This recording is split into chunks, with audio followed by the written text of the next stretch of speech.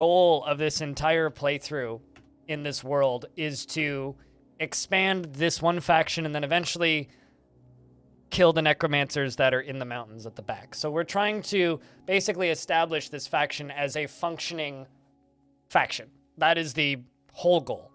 I'm just going to put out a ping on Discord.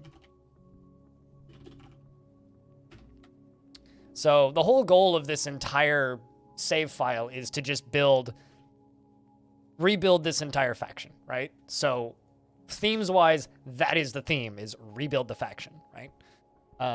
So we are trying to do as good of a job as possible rebuilding the entire fort. Yeah, this will be no stint that. There will be no theater. But what I will say is, we could start in the same haunted forest. Where am I? Oh, I'm up here. I'm way up north. So this right here is where we were previously. That's where we just were. So we totally could go somewhere else in this haunted forest somewhere if we wanted to. We could also, where's that necromancer tower? Go to somewhere down here. Ooh, see, this could actually be a lot of fun. Just like go on the edge of this lake and try and deal with this necromancer tower. That could actually be a fun shtick. I mean, we got shallow metal, light metal, woodland, like untamed wilds and all that jazz. We could go up here and go close to these goblins and try and do a forward operating base and fight against them that way. There's this good biome up here, which is all serene, which also has shallow metal. Any power metal? Only shallow metal and deep metal. No power metal, unfortunately. There's also no speed metal, unfortunately. Why did I mark this zone?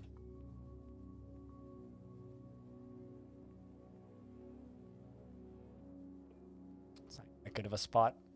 Outrageous? Yeah. Also no black metal. So yeah, we could do something against necromancers if we want to go super silly. Which would be a completely different kind of challenge, you know? Although, before I do anything, should I set the right faction? Like, we could do that, but that would be kind of a boring zone to a degree. We could also go around here and do like a 50-50 haunted biome, which could also be fun. Because these are... Actually, this is like haunted... Is there any haunted savanna? Okay, so there's temperate haunted shrubland and then temperate savanna. The Gray Tears.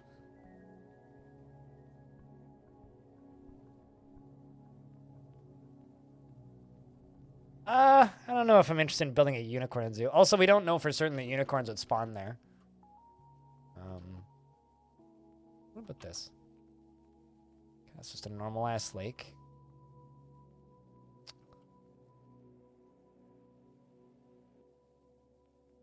I mean, if I want, like, if we want fun animals, we could try and get elephants and go to the untamed wasteland tropical savanna. That could be exciting.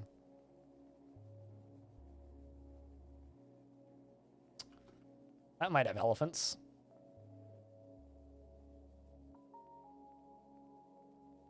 I mean, this world has a little bit of everything, right? There's terrifying badlands. That's probably raining pus and vomit. There's terrifying woodlands that are cold. Be very different. But I kind of just want to be in this general vicinity so that I'm close-ish to the other dwarves. There's also,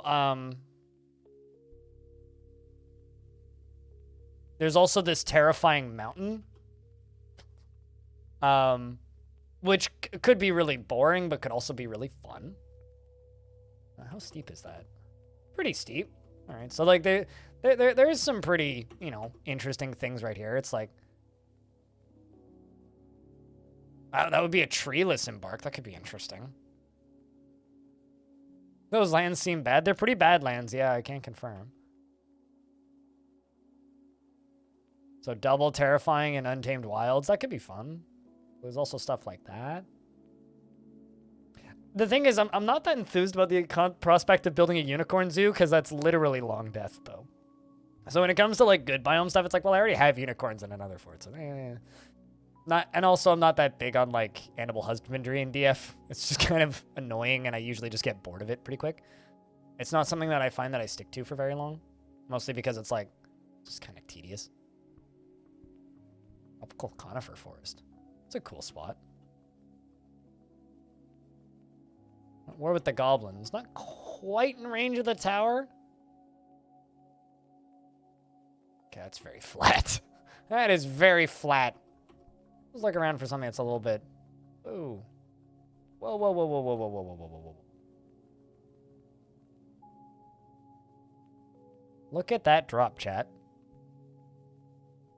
Look at that. Now, that's got to be like a canyon or something. What is that? Shallow metal, deep metal, very deep soil. Oh, well, it's the same river as Hotbeards and Mothfall. That would be why. What about this? What is what? I didn't know this was right here. Motherfucker. Okay, this could be cool. This has potential. So we've got Badlands that are joyous wilds with a light aquifer. Tropical grasslands. And tropical grasslands. Problem is, I've got aquifers. I'm so fucking tired of aquifers. After that last map, I was just like, I don't want to do aquifers if I don't have to. Ooh, is that a good mountain? Ooh. That could be cool. What's this over here?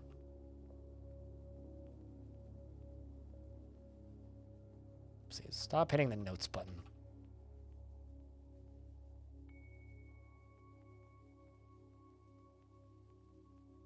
So it's a Joyous Wilds Mountain, Joyous Wilds Badlands, and Badlands. That could be fun. That's got a lot of potential right there. There's nowhere really to build a bridge here, though. That could be fun.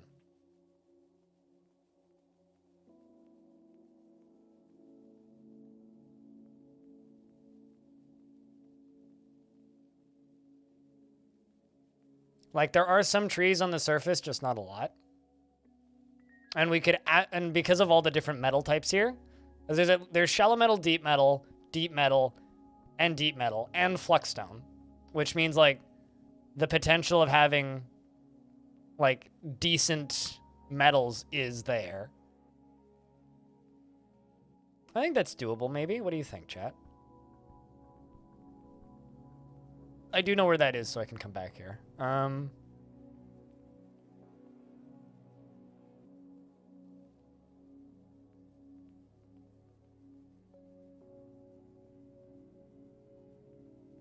mean, possibly one of the neatest looking embarks that I haven't, that is way too far away for us to reasonably do. Unless we do it as a different faction. Well, first off, all of the volcanoes over here. There's like 4 volcanoes in quick succession. Where is it? Okay, well, there's that haunted ocean, which is pretty rad, but there's a blood lake on this map. Or rather, it's a haunted lake that looks like it's blood. Oh, there's also a couple volcanoes down here. There's a couple of these. Like that one, in the middle of the jungle. It's a cool sand desert. Where the heck was that blood lake? Should have marked it down.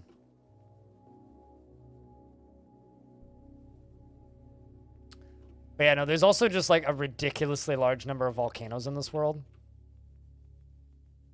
Due to the advanced world gen tweaks that we did. Oh, let's just zoom out and find it. What the hell is this lake of blood?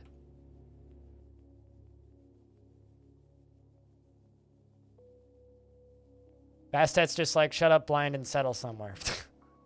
A name might me a dwarf.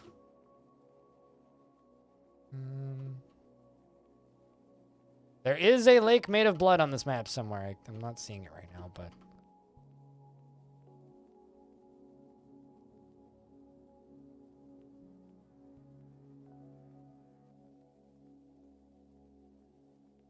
My neighbors above me are playing dubstep so loudly I can feel the back of my chair vibrating.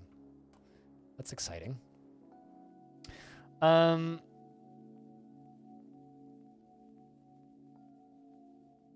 Okay, I'm not seeing it. But there is a lake somewhere on this map that looks like it's full of blood.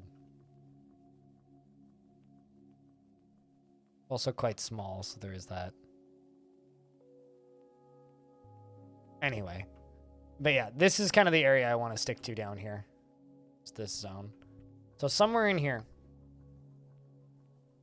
Which means we have 2 variations of different spooky zones. 3, actually. Now they sound like they're hitting something with a hammer. Jesus, neighbors above me. No other people live in this building, right? That's something that will always baffle me about people who live in apartments, is some people just seem to think that, oh, I live here, so I can do anything that I want. It's like, dude, I'm right beneath you. Can you shut up, please?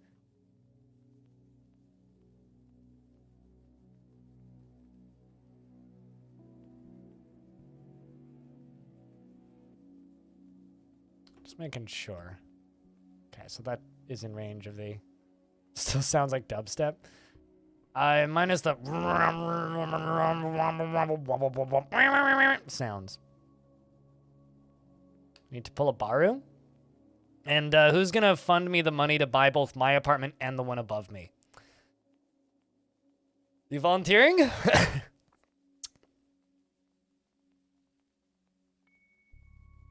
In this economy? I don't even know what biome that is. What biome is that? Temperate freshwater swamp. Ew.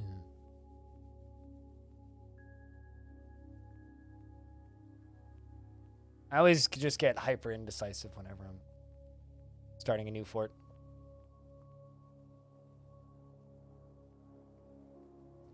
How about this? Tropical savanna. Now that would probably have elephants in it, but there's no metal there, so. Like, no metal whatsoever. So, chat, what do you guys think of that, that tiny little good biome mountain right here? What do you think of this? You guys like the thought of settling here? Doing a small triple biome embark. I say small, but I actually mean like bigger than normal embark. Where we settle on a mountain / badlands / Untamed Wilds Badlands, but the Badlands and the mountain are both really, really happy. You're the only person who's given an opinion, Bastet. I'm asking everybody else.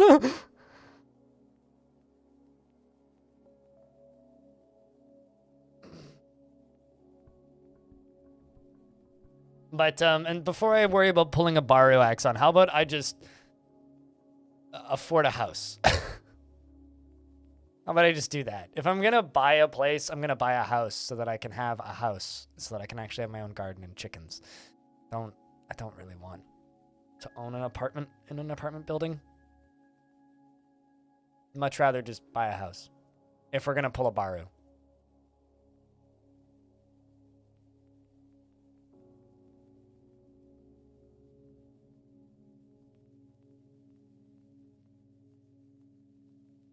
You think it sounds good?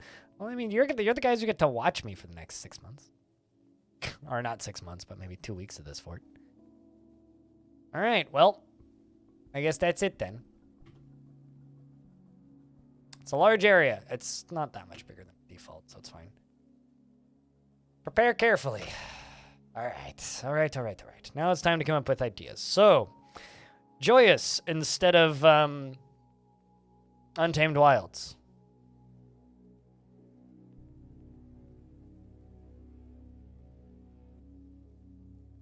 You feel like not having living things you mean unliving things? Because the living things aren't the problem. It's the unliving things that are hostile that's the problem. But yes, haunted biomes are often quite laggy.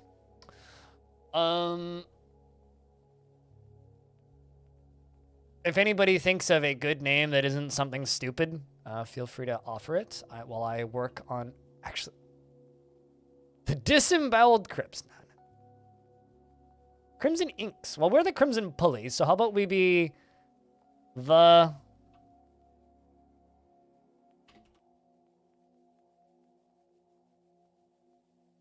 The Lucky Joys. The Crimson Joys. Will be the Crimson Joys because, you know, or the Crimson Pulley.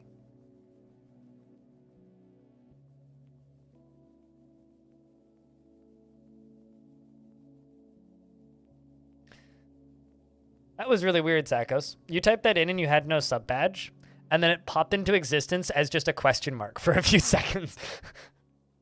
40 McFortface? All right, now that the obligatory name is done. If anybody has any actual suggestions for fort names.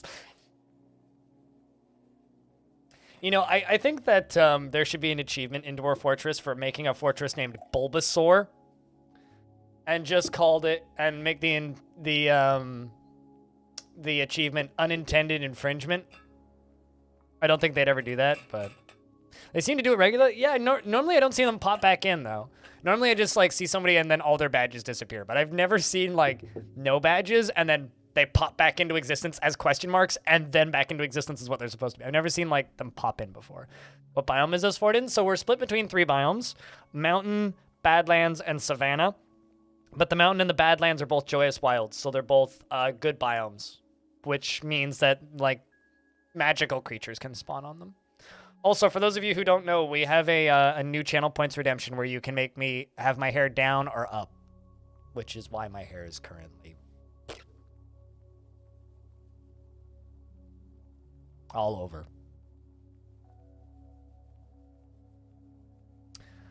So I think we'll be the Crimson Joys.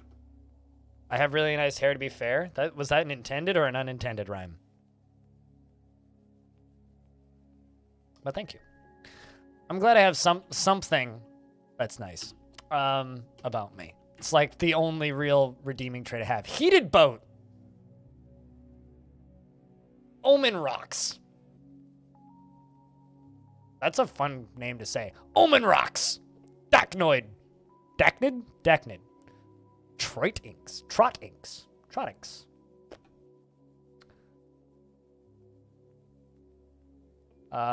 Pillar watched. Sizzled ships. That's what happens when you put a boat in a volcano, chat. That is definitely what happens when you put a boat in a volcano. Gate chances. I'm also just going to click on the sub goal and move it over here for right now. Angelrazor. That was actually a cool name for a second there. Hold on. Let's try that on for size, actually. Angel.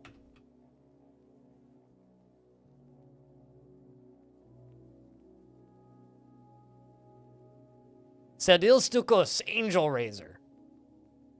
You like well, it was sizzled ships, not sizzle chips. But I would agree.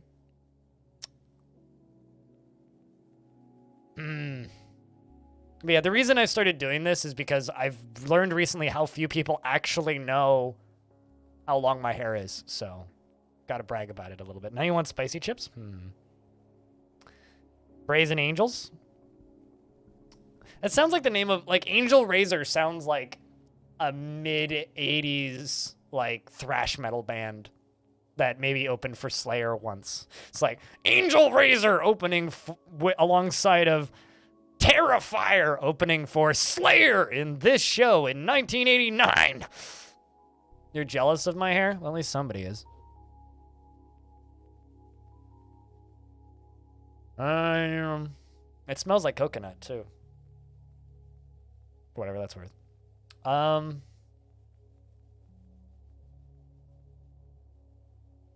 I think I like Angelrazor, chat. I think that this fort's going to get called Angelrazor. And I think we'll go back to the previous goal of raiding the angel sites after we kill that necromancer tower. Because the goal of this fortress is to kill that necro tower and not get infected with necromancy. And then go after the angels on the surface. You don't think you can grow your hair that long? So I knew somebody who I used to work with who was balding, and he grew his hair out. He had like a bald spot on the back of his head, and it actually hit his bald spot pretty nicely. And then he cut his hair, and then was never able to grow it out again. But that's the one thing that like I'm happy with my genetics is nobody loses their hair in my family. Like my dad barely even has a receding hairline, and he's in his 60s, so. Like his hair is like starting to recede on like the corners up here, but that's about it. So my family keeps their hair. Same with my dad's brother. All right. I think we're gonna be Sedil Stukos, Angelrazor, because that's just too good of a name. And then obviously, our image, it literally just writes itself. So we're gonna change the name of this, and the name of it is going to be the. Well, actually, splattered.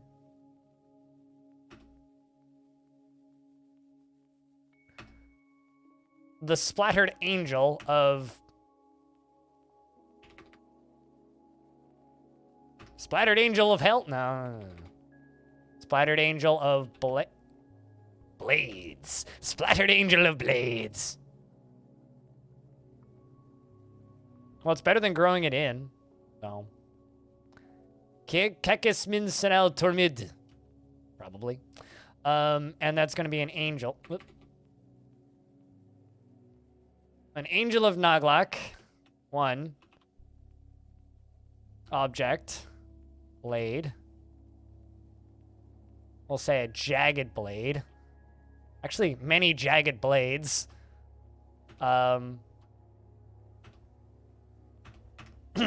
This is the name. This is the symbol of our fortress. Very happy and enthusiastic. The splattered angel of blades. This is an image of the angel of Naglak. Jagged blades and jagged blades. The jagged blades are being. Wait, hold up. Did that backwards. Okay, let's try that again. Action or relationship. Flayed. Yes. The angel of Nagalak is being flayed by the jagged blades. All right, so this is an image of an angel of Nagalak and jagged blades. The angel of Nagalak is being flayed by the jagged blades.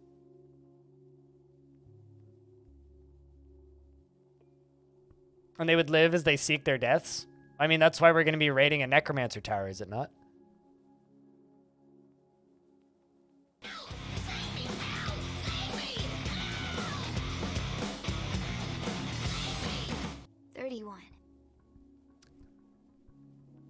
You know, that's a lot of months. That's all I'm going to say. In chat room, can I get a big round of beers for Mind for keeping that sub alive for a 31st month as I give you a cheers? Make the camera go out of focus and pat the mouse on the head.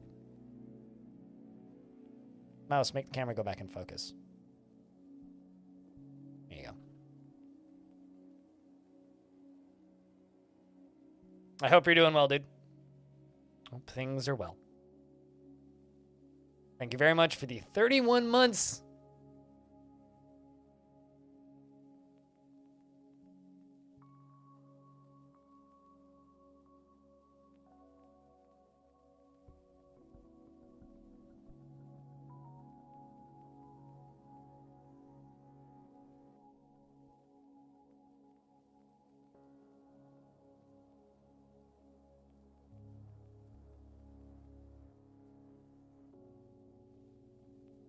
But we are starting up a new fort because the previous one just got too laggy. So that's our... So the fort name is Angelrazor. The name of it is the Crimson Joys, as we are the Crimson Pulley. And our image is the Splattered Angel of Blades, an image of an Angel of Naglak and jagged blades. The Angel of Naglak is being flayed by the jagged blades.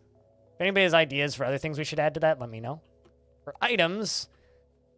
It is kind of a scary biome, and we don't actually have a lot of access to trees, so I think I'm just going to take extra booze on this one. I don't think I'm going to do anything except for extra booze. We'll just bring extra booze so I don't need to worry about brewing beer right away, and that's about it. Well, maybe not it. I'll bring some extra picks, too. But we're far away enough from everything that we shouldn't get attacked right away. We'll bring some of those, and then... do I want to bring anything?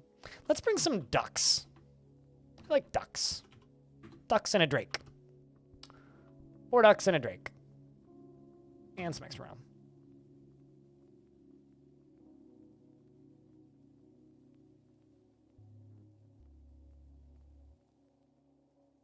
Oh, it's a video. I would have watched it, but it's a video, so.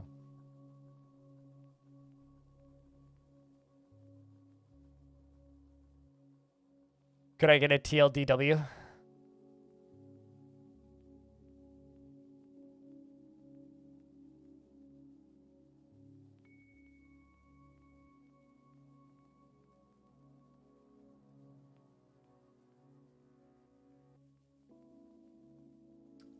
I have a frenzy and cookie clicker.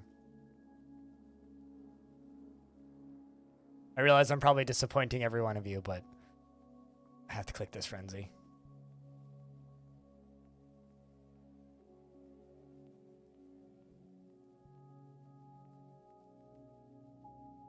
Man standing outside who's who's unfiltered is greeting people. And B&Q workers are like, go away, stop being nice. Oh, unaffiliated is... I misread that word. I mean, I don't know what a B&Q is, but loitering laws are wild. That's all I'll say is loitering laws are wild. I mean, I've seen stuff like that before. Like homeless people getting kicked out for holding doors open to train stations and such around here, just as an example. It's kind of unfortunate, but it happens. Chain hardware store over in the UK? Oh. Chat, I need 7 names. Raise your hand in chat if you'd like a name. Doesn't matter if you've had a Dwarf in the fort previously.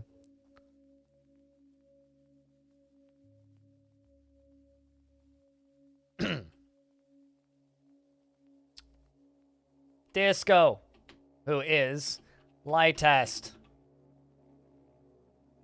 Once 7 names have been put into the chat, then we're pretty much good. Vutok, and if you miss this, there will be other dwarves, so don't worry. Pig Finite.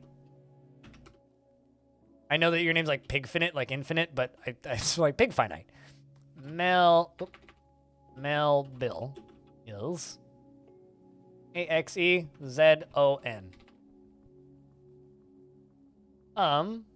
Do Dick is Jack Narrick. And Deller is Dragon Man B.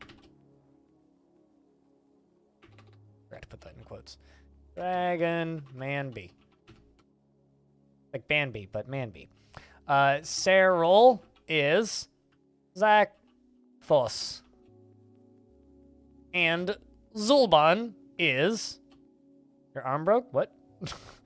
Oh. It like snapped off of the top. Oh no. I thought you were clapping like, eh. Like doing a little dance kind of thing. That's what I thought you were doing, not like your arm snapped. And then literally everybody who put up their hand got one. Zulban is... do you mind? I don't know, do you? All right. Let's read about these dwarfs. Actually...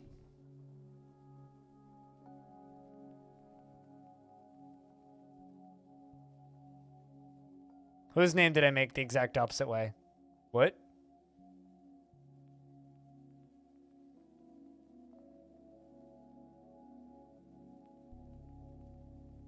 I'm very confused. What did I do? How did I... Whose name did I make mean the exact opposite way? Name Lizzie Betty Shootikins. Well, missed getting in there by a little bit, yeah. I think we're just going to actually dive in. I'm just going to hit the embark button. And the reason I'm going to hit the embark button instead of reading them in here is I want to know who their gods are. So I also want to know who the expedition leader is. So you have arrived. After a journey from the mountain homes into the forbidding wilderness beyond, your harsh trek has finally ended, and your party of 7 is to make an outpost for the glory of all Thestar Besmar. there is almost no supplies left, but with stout labor comes sustenance, whether by bolt, plow, or hook, provide for your dwarves. You are expecting a supply caravan just before the winter entombs you, but it is spring now and time to delve secure lodgings ere the giant cheetahs get hungry. A new chapter of dwarven history begins here at this place. Sadil Stukos, Angelrazor. Oh, pig finite instead of pig finite? Yeah. Yes, I do kind of do that. Strike the earth. Chat, can I get some crypt picks? Now is the best time to spam crypt pick. I'd like to, and you know what? Just for the YouTube folks, I'll put you guys on TV. Here, can I get some crypt picks? All right, there you go. See, one. Just come on. Chat, help me out. Yeah, I need you guys to strike the earth. This is there you go. That's it. Perfect. Excellent. We're getting the earth is becoming struck. There we go. Things are moving. Sweet. Consider the earth struck.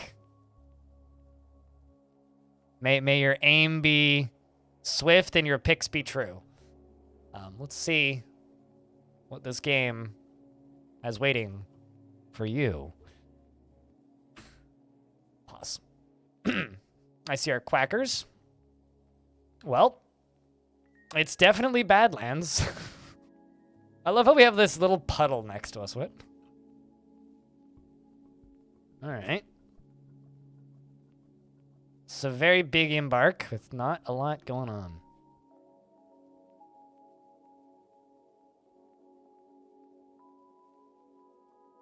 Well. These zombies are killing your frames. They do that. First they die and then they kill your frames. That's how zombies work. Not a lot of trees here, which means it'll be real easy to keep the elves happy with us. That's nice. What kind of trees we got? High wood.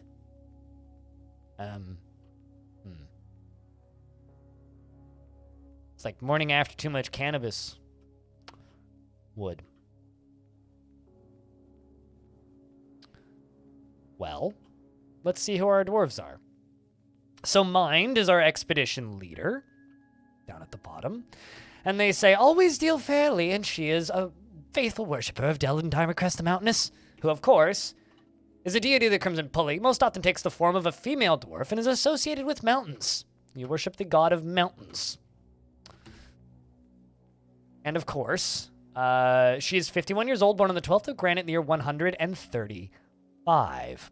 She is short and obese, and her narrow heliotrope eyes have large irises. Her hair is clean-shaven, and she has a scratchy voice. Her somewhat splayed-out broad ears are extremely tall, and she has a prominent chin. Her hair is black, and her skin is dark peach. All hail the mountain god. And she personally is somewhat disgusted by romance, respects power, and finds eloquent and artful speech off-putting. Doesn't care about art one way or another, and doesn't particularly value the truth, but dreams of crafting a masterwork someday. I'm going to give you masonry. Yeah, I mean, obese even for a dwarf. That's impressive. She likes rutile, bismuth, green zircon, giant kangaroo leather, and hemp paper. The color amethyst, gems and bucklers and traction benches, and figurines, and cows for their hunting moos, and the sight of the adders of warning, and the hisses of the sound, and adders for their warning hisses. There we go. And the sound of the heliotrope phrase, and when possible prefers to consume giant nautilus and lungfish. And prickleberry wine, and can't stand flies. Hates them. You sound like a tyrant? Well, I haven't even read your description yet, but you are obese. She rarely develops positive feelings towards things. Oh boy. And she is jealous. Uh-oh. And she is readily moved by art and natural beauty. She's rarely happy or enthusiastic, and conflicted by this as she values parties and merrymaking as an abstract concept. She finds helping others emotionally rewarding. Well, boop. Boop.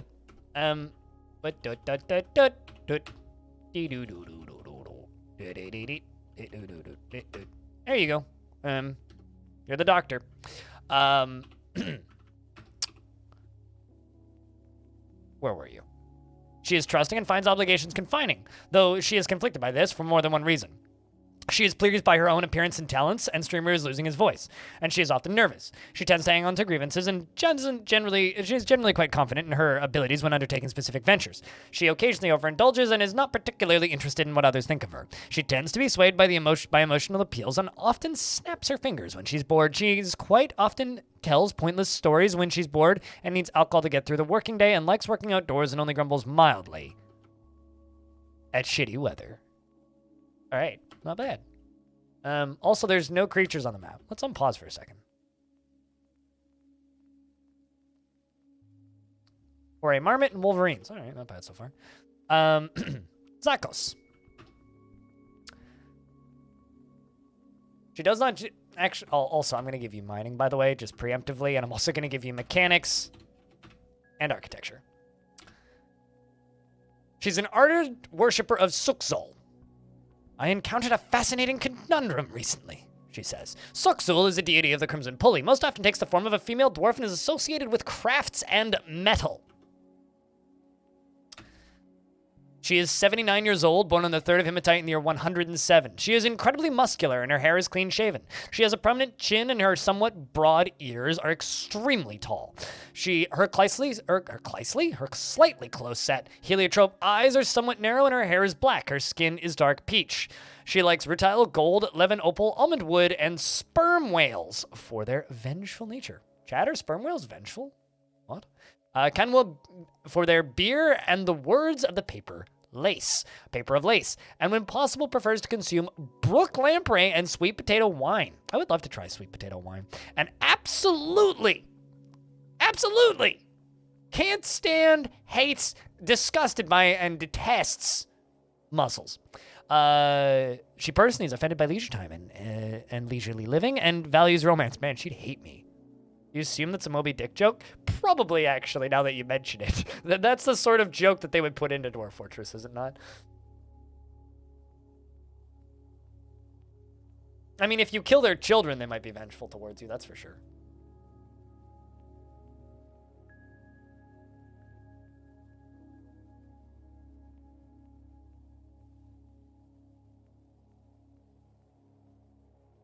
No mussels? You don't like mussels?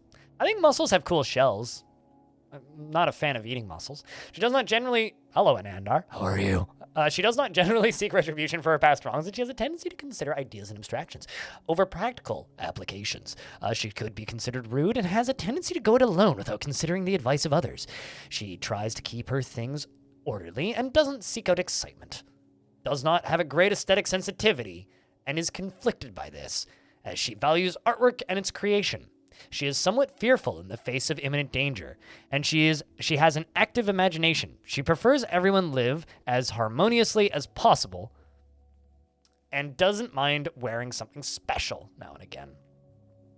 She needs alcohol to get through the working day and likes working outdoors and only grumbles mildly at bad weather.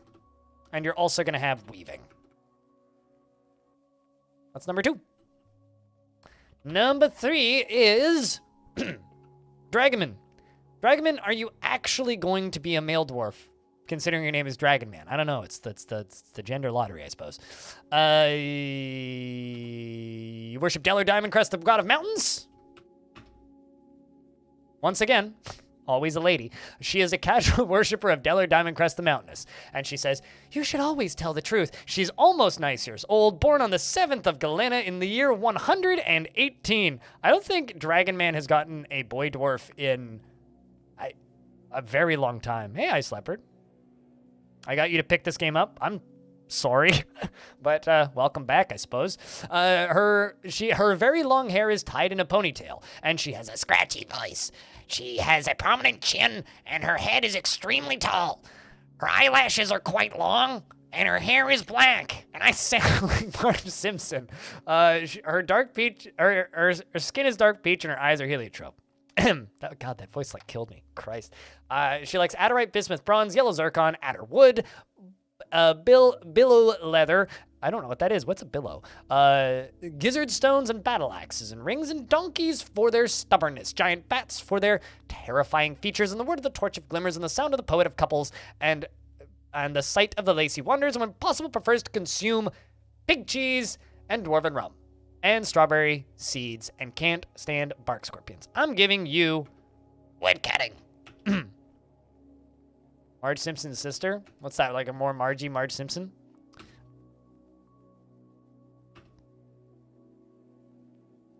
What, me talking in that voice was a bad noise? I mean, I tend to agree with you. It's the sound of my voice going and giving up. She's a smoker? Well, I mean, I kind of smoke, not super frequently, but she does kind of sound like that. Although, for me, I'm just mostly doing the Mike Wazowski, you're not doing your paperwork voice, which I've been doing a lot recently. Gilbert Gottfried. It's like somewhere between Marge Simpson and Gilbert Gottfried. Although I've just been doing the Mike Wazowski, fill out your paperwork voice nonstop for the past like 2 weeks for some stupid reason. It's because I have seasonal allergies right now, so doing smoker voices is easy. Because I sound like this all the time. You gotta fill out your paperwork, Mike Wazowski. That's actually just the same voice. Anyway, where was I? Right. She personally has a negative view of those who exercise power over others, just like Marge Simpson, and prefers a noisy, bustling life and to boring days without activity. And she dreams of creating a great work of art. She's bored by reality and would much rather disappear utterly and forever into the world of made-up fantasy. Sounds like your average D&D player. She is a very impolite and inconsiderate of property, also like your average D&D player. And she sometimes acts with a little determination and confidence, like most D&D players. And is quick to form negative views about things, not like most D&D players. And she occasionally overindulges. That could be anybody. And often acts with compassion, like most D&D players, and has a sense of duty, like most D&D players. And she scratches her ear when she's nervous, that could be anybody, and needs alcohol to get through the working day, just like me. Is a D&D player. I don't know where I'm going with that. I'm just being mean to people because that's what I do, apparently. So that's Dragon Man. Jack Narek is up next, and they worship Stool, who's the superior covers, deity of the Crimson Pulley, most often takes the form of a male dwarf and is associated with victory and fortresses. And she is an ardent worshiper of Stool. And she says, I've encountered a fascinating conundrum recently. It's the second one to encounter a fascinating conundrum recently. You are nice years old, born on the 13th of Moonstone in the year 1717. Maybe she would make a perfectionist scholar? Oh, actually, you're not wrong. Dragon Man, remind me to make you into a scholar, yeah? Can you do that? Because now that you mention that does make sense. Her hair is clean shaven, and her ears have nearly fused lobes, and she has a prominent chin. Her heliotrope eyes have large irises, and her lips are thick. Her hair is black, and her skin is dark peach. Dodek likes graphite plate. I want to say plutonium, platinum and shell opal, gray parrot leather, and gray gibbon parchment, and battle axes, and bucklers, and enormous corkscrews, and the words of the amethyst of orbs, and the sound of the embraces of satin. That's good to hear, Anander. And I'll be more talkative with chat once we're done reading, as per usual. When possible, prefers to consume giant earthworm, radish plants, and single grain wheat beer, and absolutely hates moon snails. That's like kind of a normal earthy-ish things. Like, none of those are like weird made-up fantasy out of this world doesn't actually exist things. Those are all real things. She is confident under pressure and is somewhat fearful in the face of imminent danger. Prefers to present herself modestly and is often nervous and can easily fall in love or develop positive feelings. Does not easily hate or develop negative feelings and tends to share her own experiences and thoughts with others. She is assertive and has a tendency to consider ideas and abstraction over practical applications.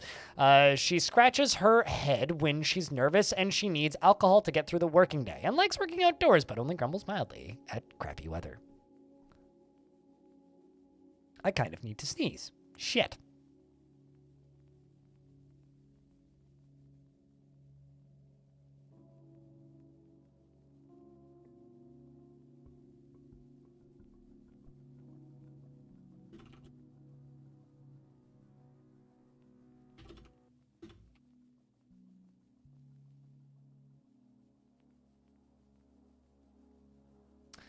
I was just responding to a thing in the AdWords Stories room because I don't want people using GIFs. She personally finds moderation and self-control to be very important. That's reasonable. And dreams of crafting a masterwork someday. She's confident under pressure and somewhat fearful in the face of imminent danger. All the scaredy dwarves go up here. She prefers to present herself modestly and is often nervous, can easily fall in love or develop positive feelings, and does not easily hate or develop negative feelings. That's okay, very normal. And she tends to share her own experiences and thoughts with others and is assertive. She has a tendency to consider ideas and abstractions over practical applications, and she scratches her head when she's nervous. She needs alcohol to get through the working day and likes working outdoors and only grumbles mildly at crappy weather. Been a long day for you? I hope things are all right. You got gifted a sub earlier today. Hopefully that's a nice thing. But hopefully things are better than yesterday. Where was I? She has a tendency to consider ideas and abstractions over practical applications and scratches her head when she's nervous. Needs alcohol to get through the working day and likes working outdoors and only grumbles mildly at crappy weather. Welcome to the fort, Jack Narek. Next up is Axion. Also, Jack Narek. Did I give you tasks? I can't remember. We'll give you... Actually, instead of that, we're going to give you carpentry and woodcutting. Axon is 65 years old, and she is a faithful worshiper of Delin, Diamond Crest the Mountainous, the god of mountains. Is 65 years old, born on the 10th of Galena in the year 121. She is scrawny, and her hair is clean-shaven. Her slightly close-set sunken heliotrope eyes have large irises, and she has a prominent chin. Her lips are thick, and her free-lobed ears are broad. Her hair is black, and her skin is dark peach. Are they all peasants? Yeah, I didn't give them any skills. I never give them skills when I start, because they figure stuff out pretty quickly.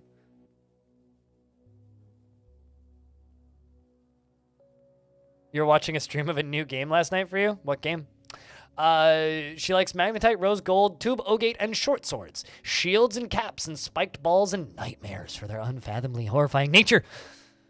And the words of the paper lace, and when possible, prefers to consume gazelle, quinoa, and beer and chestnuts, and absolutely hates bats.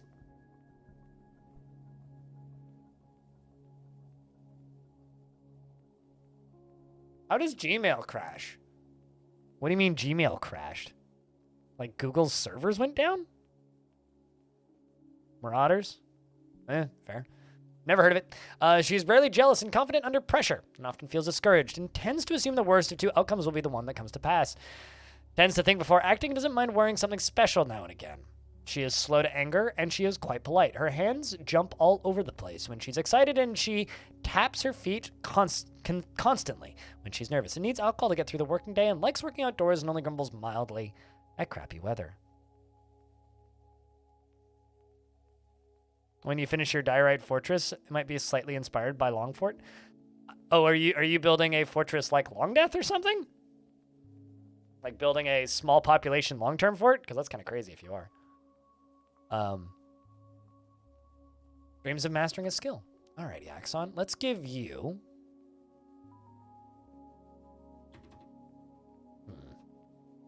I think I'm going to give you plant gathering and farming.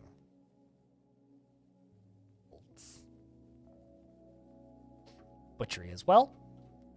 Also going to give you clothes making and weaving and leather working, I think. And mining. Next up is Pig Finnet. He is a worshiper of Stool, the superior covers, which is the god of victory, war, and fortresses. Takes the form of a male dwarf.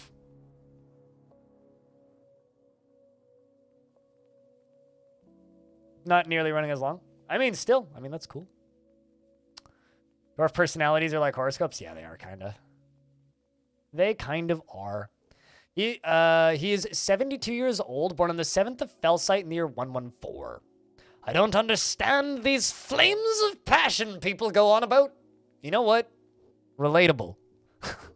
How the fuck do you guys stay motivated, chat room? Christ almighty. I stay motivated because if I don't stay motivated, I run out of money and then can't pay rent. He is short and his sideburns are clean shaven. His very long mustache is neatly combed. His very long beard is braided. His hair is clean shaven. His heliotrope eyes are slit. He has a scratchy voice, and his free-lobed ears are extremely tall. And his eyelashes are short, and his hair is black, and his skin is dark peach.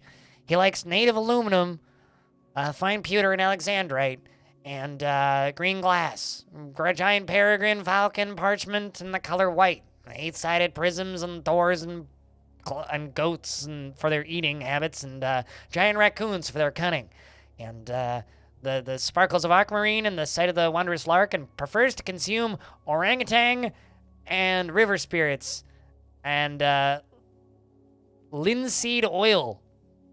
I don't even know what that is. And can't stand roaches. Personally sees competition as reasonably important and values tranquility and a peaceful day, and dreams of raising a family. Absorbed in delusions of self-importance, and likes to present himself boldly, even if it would offend the average sense of modesty. He is unfriendly and disagreeable, and is bothered by this since he values friendship. That just scared the crap out of me. Jesus Christ. Holy... Celebrating teen you fought. May it be like free and epic. Fuck, that was loud in my head. I don't think that was super loud on the stream, but God, that was loud in my head. Oh, thanks for the $60. I think that was, yeah, that was $60. Whew. Celebrating the new fort may be like free and epic. Hell yeah. Now that I've had a heart attack. Yes, all good things are loud. Thank you very much for covering my grocery budget for the week. Cheers, dude. That actually is how much it costs me groceries for the end of the week. It's true. He is absorbed by delusions of self-importance and likes to present himself boldly even if it would offend the average sense of modesty. He is unfriendly and disagreeable and bothered by this since he values friendship. Hair up. All right.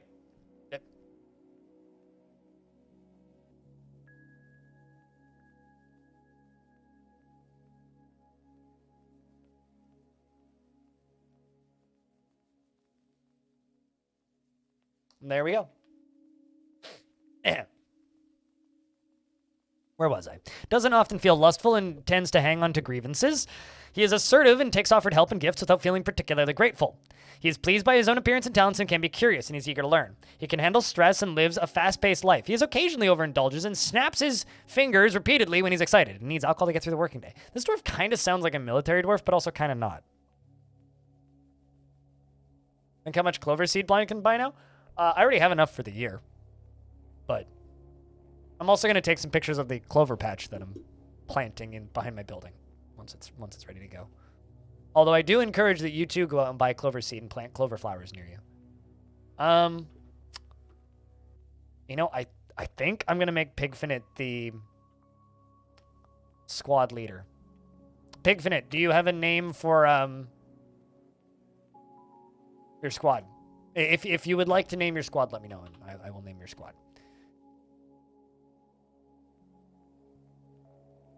Your hamster enjoys eating it? Aww. Does he eat the flowers? I'm going to give you wood cutting so you wield an axe, and masonry. The leaves? Aww, that's cute. And then Disco, who's the last one. Also, Disco, I like your last name. Your light task, Ink Begin. Ink Begin. Begin writing. Put it in writing. I want more. Is that so bad? His favorite song is I Want It All by Queen. And he worships Lamar, a deity of the Crimson Pulley. Most often takes the form of a male dwarf and is associated with marriage and wealth. Piggy Squad? Piggy Squad. There you go. All hail Piggy Squad. Where was I? What screen? Right, that. He is 75 years old, born on the 8th of Fell Site in the year 111. His very long sideburns are neatly combed, and his very long mustache is neatly combed. His very long beard is braided, and his very long hair is braided. His narrow, close-set, heliotrope eyes have very large irises, and his teeth are crowded. He has a scratchy voice, and he has a prominent chin, and his head is somewhat broad. His hair is black, and his skin is dark peach. He likes siltstone, brass, milk quartz, almond wood, snail leather, and the color cinnamon, leggings and figurines and dogs for their loyalty, and the sound of the embraces of satin. When possible, prefers to consume guppy, pig cheese, and blood amaranth beer. And kangaroo's milk, and can't stand large roaches. I agree. He personally sees guile and cunning as indirect and somewhat worthless, finds introspection to be a waste of time, and does not particularly value loyalty. He dreams of crafting a masterwork someday, and buffeted by others' emotions, and can't help but respond to them. Buffeted? Hold up. I've never seen that word before. Buffeted. Buffet. As in, like, Warren Buffett? It's a verb.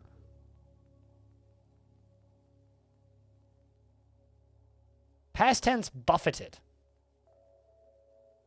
It's to knock someone over. He's like knocked over, pushed around to affect or harm someone repeatedly over a long period of time. So repeatedly harmed over a long period of time. Huh, I just learned a verb. Buffeted. I know what a buffet is, but I didn't realize that buffeted could be a thing. Yeah, that's interesting. I mean, Ice Leopard. It's Dwarf Fortress is almost a game that you need a thesaurus to play sometimes. Like, I learned about the word indefatigable from Dwarf Fortress, which is maybe my favorite dwarfy word. Chat, what's your favorite word you've learned from Dwarf Fortress? Because mine's indefatigable. Because when in the world do you see the word indefatigable around? Because, like, you just don't.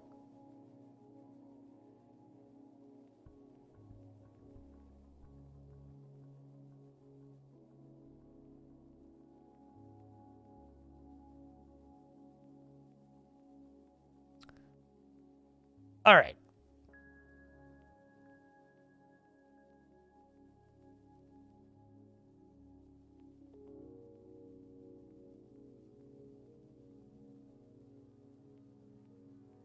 It's early 20th century writing. Yeah, but still, they're still legit languages. Usually you're looking at rocks and gems. Oh, like nice. I think nice is the one that catches people out generally. I mean, hobo's always living in a buffet, if you know what I'm saying.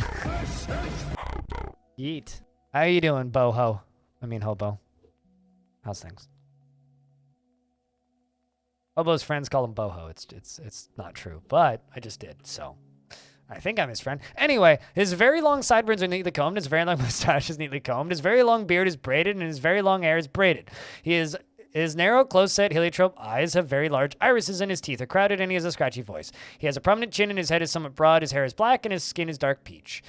He likes siltstone brass, quartz, almond wood, snail leather, and the color cinnamon, leggings and figurines and dogs for their loyalty and the sounds of the embraces of satin. When possible, prefers to consume guppy, pig, cheese, blood, amaranth, beer, kangaroo's milk, and can't stand large roaches, which I've already read, I think. He's buffeted by others' emotions. That's where I was. He was buffeted by others' emotions and can't help but to respond to them, and is quick to anger and lives an orderly life, organized and neat. He is impolite and inconsiderate of property. He is quite ambitious and assertive and does not have a great or aesthetic sensitivity. He is conflicted by this as he values artwork and its creation and feels envious of others. He is quick to form negative views about things and trusting and given to flights of fancy. Likes to keep things practical without delving deeply into the abstract, and is easily falls in love and develops negative sentiments. He has a greedy streak and he needs alcohol to get through the working day, and likes working outdoors and only grumbles mildly at crappy weather.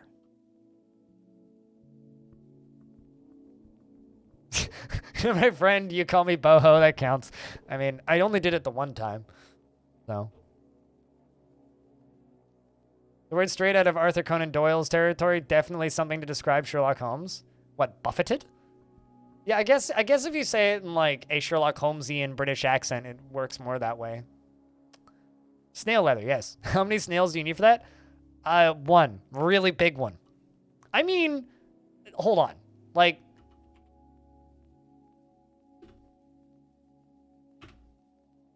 these fuckers?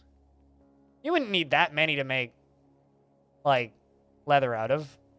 Like, they're pretty big.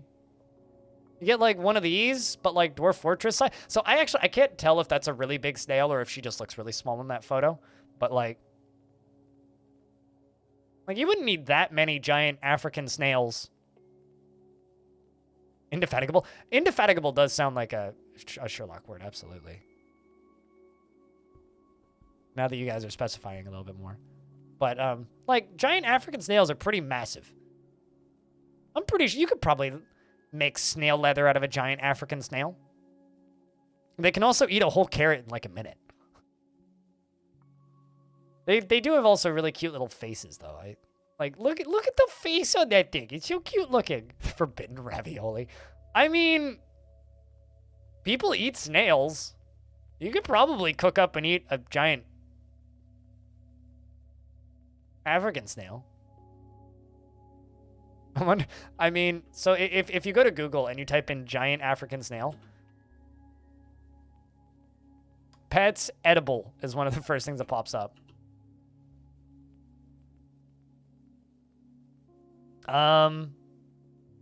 U.S. Customs seized giant African snails bound for dinner plates. The salt of... I'm reading this straight off of NPR.org, okay? The salt officials say the snails are highly invasive and pests, and that eat plant and stucco off of... They eat stucco off of houses? But the snails are a prized delicacy in West Africa, and they're maintained or grilled on stick. They're marinated or grilled on sticks. What, giant African snails are a massive, what's it called? Like, pest problem. There's been multiple occasions of them, like, of outbreaks of them happening in Florida, and they just demolish local granary. Because they can eat so much so quickly in such a short period of time. So, according to Google, apparently they're a prized delicacy in West Africa. You put them on a stick and roast them over a fire. I mean, you know, all of those scenes in movies where people need to survive, and they're just like, they take a rat and they spit roast the rat. Like, there's so many scenes in movies where that happens, right? I'll bet you a giant snail probably tastier than the rat. Probably also has more meat on it. Because they don't have bones, right? It's like a giant meat marshmallow. That's what I'm imagining. I don't know how accurate that is, but... I'm just imagining, like, barbecuing giant rubber, basically. Your Pokemon are often buffeted by hail from nice Pokemon. But they also have a high water content? Probably. Then it's just like a giant soup bag. Far easier to clean, I think, without the bone structure. Yeah, absolutely. And you can use the shell for drink cups. See, even better! It even comes with its own, like, you get a beer cup with it. You can put your beer in the shell, and it's probably better than taking a shoey. You summon a Pokemon just for eating it? I mean, I've always wondered, so I know nothing about Pokemon, chat. This is a commonly known fact on this stream, but I know, like, nothing about Pokemon. Did they eat Pokemon in Pokemon? Like, do they raise the Pokemon and eat them? Like, can you, like, go to a diner in the Pokemon world and order, like, a Squirtle soup? Or a Charizard steak? There's ice cream Pokemon? Hold on. I have a very good Google search I need to do. Do they eat Pokemon? Chat. The first recommended response on Google is, do they eat Pokemon in Japan?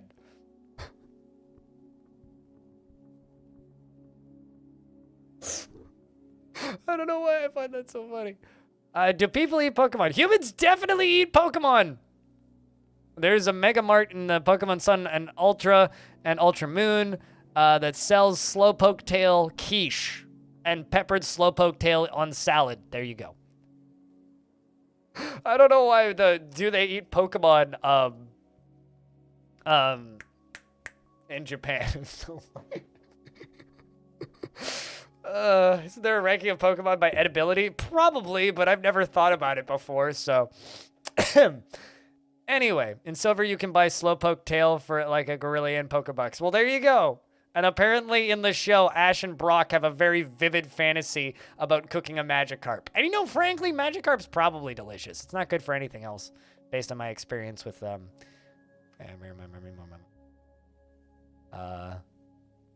Smash Brothers. That's a video game. Smash Brothers. Anyways, we should probably play Dwarf Fortress, right?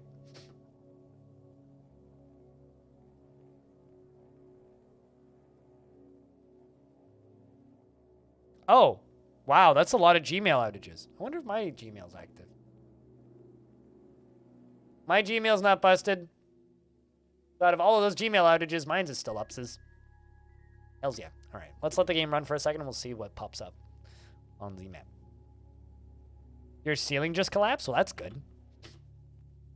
Hopefully not ceiling in real life, just the ceiling in the video game. All right, so we've got hoary marmots. Actually a pretty similar biome to Long Death, actually. We got mudstone, we got sandy loam. Looking for surface metals. We got a bunch of gems.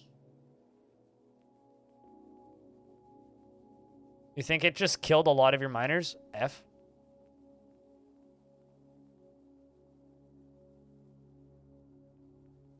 That's sad.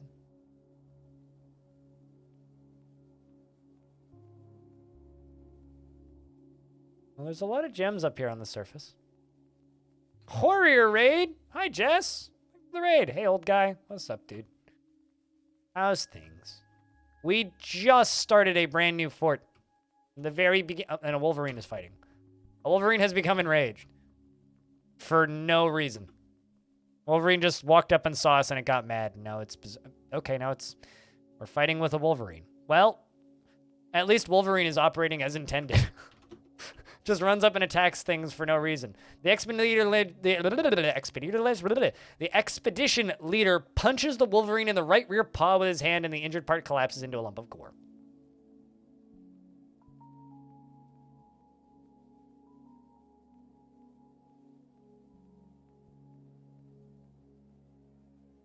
Dwarf Romantic? No, that's tomorrow.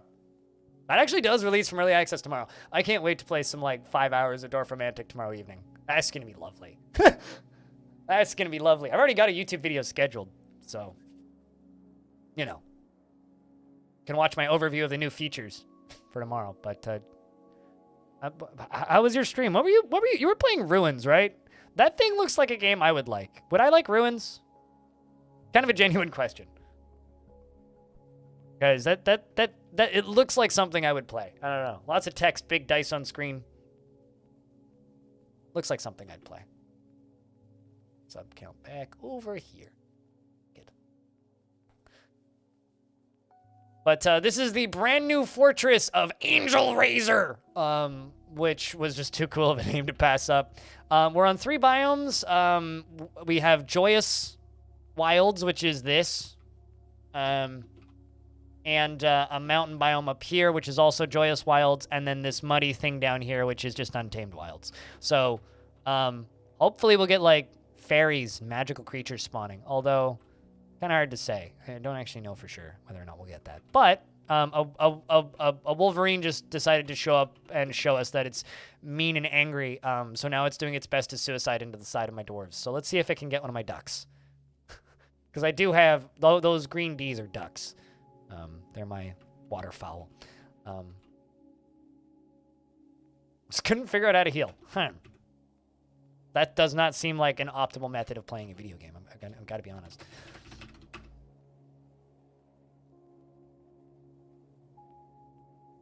Events felt repetitive? Boo. I have to wait for more development then. All right, well. You saw a line of combat in DF today that you've never noticed before? Which one? All right, well, we're going to get that tree chopped down. What are these? These trees? Hide roots. Hide. I don't want to hide. Whip vines. What else we have? Melons? Capers! Ooh. Not much growing here, but we do have capers. Strawberries? Well, that's good. Something. Some fruits. More whip vines. I think whip vines are brewable. Barley. What else do we got? Lots of clay. There's sand. Oh, it's sandy loam, not sand. Stuck in a web, and starts throwing up. The game tells you bits of vomit got stuck in the web. Ugh. Ew. That's not good.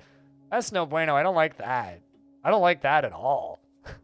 I like how this chat's just like, couldn't figure out how to heal. I saw a line of... And then if something gets stuck in a web, it says that bits of vomit get stuck in the web. Mmm, strawberries. This is Twitch chat. Yep. Definitely.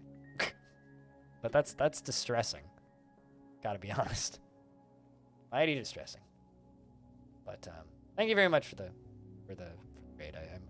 I do very much appreciate it. And if you guys don't know Jess, if you don't already follow Jess, you should go follow What Jess. She's a member of my stream team.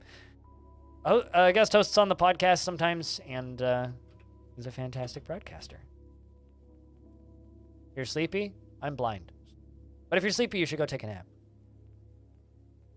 I'm trying to decide where to build, because we do have a rather large zone here, and it's all pretty flat and open, so we're pretty safe as far as where we want to build.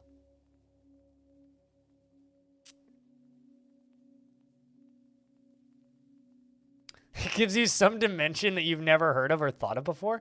I mean, it is disturbing that that's even a thing. That it has the detail of bits of vomit get stuck in the web. Like, that is distressing. I will be honest. That is very, very, very distressing. Let's throw this... Knock this up over here and over here.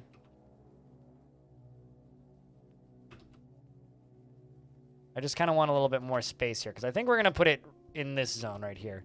But in order to do that, I want to cut some of this back. You love a good DF combat log? Yeah, I mean, they can be disappointing sometimes, but I like them when they're...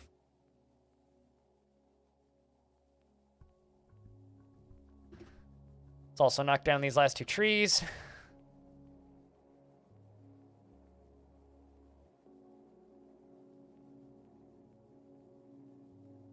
Let's give you that as well.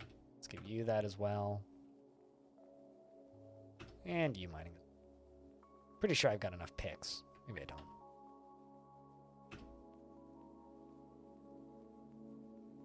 Be leatherworking, bone crafting, glass making, weaving, and that. Let's also give you stone detailing.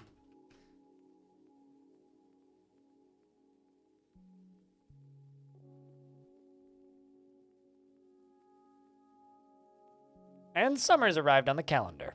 Good look at that.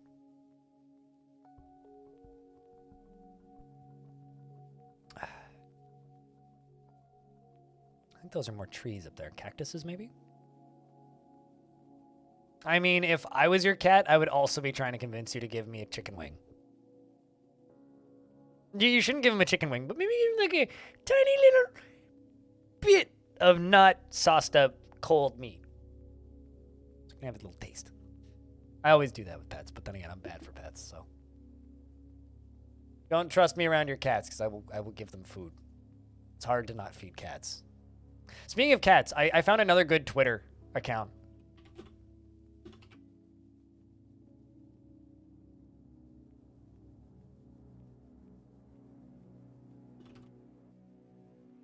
If I can find this Twitter account. Ah, here it is. So I found this really good Twitter account. Just let me pause this for a second. Called There Is No Cat in This Image. Okay? Images with no cats. There's no cat in this image. It's just images with a cat that's like like halfway sticking into the image, but there's... It's like, all right, where's the cat? Oh, there is no cat in this image, chat. It's a very good Twitter account. Like, there is no cat... Where's the cat? I actually don't know. Where is the cat? But yeah, so that's a good Twitter account I found recently. So it's just at There Is No Cat _ So another dumb Twitter account for you guys to go follow if you want. If you happen to have Twitter, or scroll down for a bit and be amused by.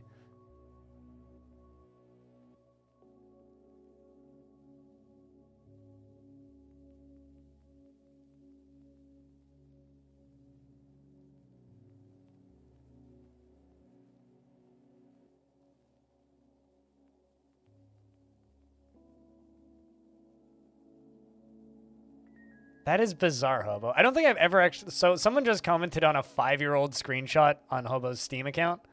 I don't think I've ever had somebody comment on a screenshot, let alone a 5-year-old screenshot.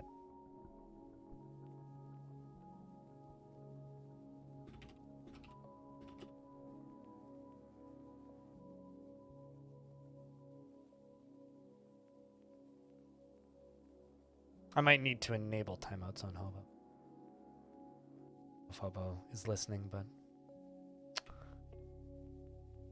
Alright.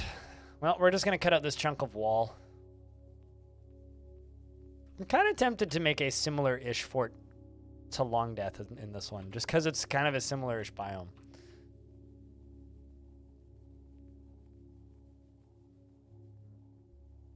Used Imager as his primary social media. That's one of the... I've encountered people like this who use Imager like that, and it always perplexes me a little bit. Because it does work. You can absolutely like have an Imager profile and comment on other people's images and use it like a photo album. Like, it's kind of weird, but you can do that. Enjoy the stream. You're headed to sleep. You sleep well, Pink Fluffy Llama. Till next time, friendo.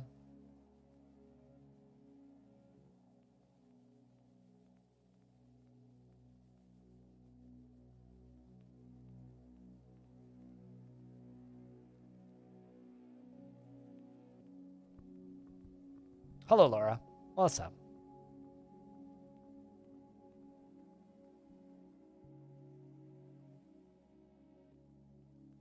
You're not subbing to any channel now, so you're going to be throwing money to my Patreon. Okay, I mean, that's fine. No bother from me there. Is there a particular reason why? Just out of curiosity more than anything. Yeah, that doesn't really matter to me, so you do you. Twitch is kinda... For whatever it's worth, if you're referring to that Bloomberg article this morning, if they implemented every single one of those changes, I'm not going to run extra ads, even if they give more ad incentives, which they already do. And Bloomberg doesn't know what they're talking about when they talk about Twitch ad incentives. If Twitch drops the revenue split down for top-tier creators, that doesn't affect me because my revenue split is already that and isn't going to change anytime soon because I'm not big enough to rewrite my contract. And if the third thing that they talk about in that thing gets implemented, which is no restrictions, meaning you can stream simultaneously on multiple platforms, that's a benefit to me. So it doesn't actually... Even if all of those changes are actually implemented to Twitch, it wouldn't change anything for me. It's like, oh yeah, that's just normal. So, I mean, I would actually benefit if they implemented those changes because I'd be able to stream concurrently on other platforms. Not that I would, but I'd have the option suddenly. So, for whatever it's worth, that Bloomberg article is kind of fear-mongery.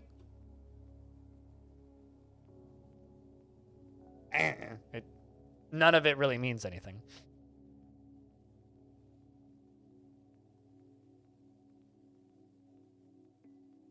Well, 5 to 95 to you is just generally better. Oh, that's fair. It's just, I've been seeing a lot of people being all bah! About that thing, and it's like, you realize that's not going to affect like 99.8% of Twitch. Like, yeah, it'll make, I don't know, who's the top streamer right now? XQC a little less money, but fucking who cares? We'll see when we see Ice Leopard. Yeah, like, Twitch making major changes like that is just like, doesn't really affect me. I'm more pissed off about Twitch deleting my ability to look at my channel's complete views, but...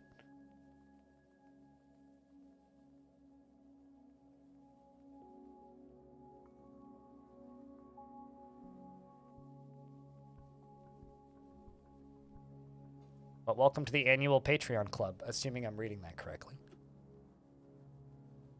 Which means I owe you sound commands, if I'm not mistaken. Twitch, one thing I do have to complain about Patreon is they do an awful job of, like, explaining what tier people sign up at a glance.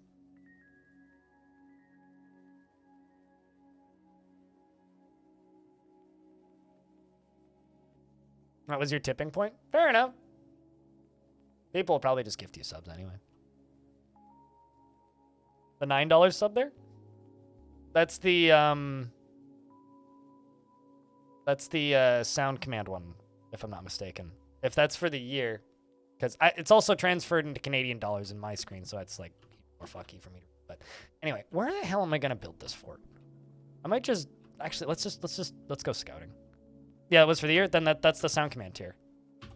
It's cheap. So you it's $7 a month US. You get sound commands for that.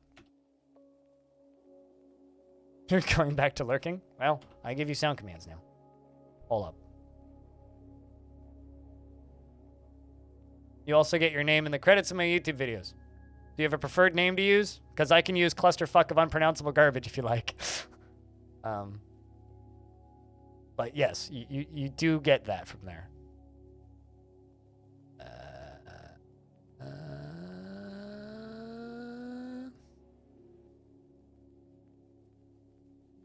There you go.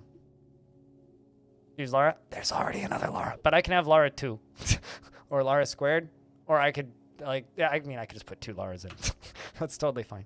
There is another one of you, which is actually kind of funny, because when that Laura signed up originally, it was back when you had the other username, and I wasn't sure if it was you or somebody else. So I just kind of mentioned it blindly in a video and on a stream at one point because it was just kind of funny. And then they popped into the chat. They're like, "Hi, this is the other Laura. It's not the Laura that frequency restraint." So there's 2 of you. Fun fact. Did you know that?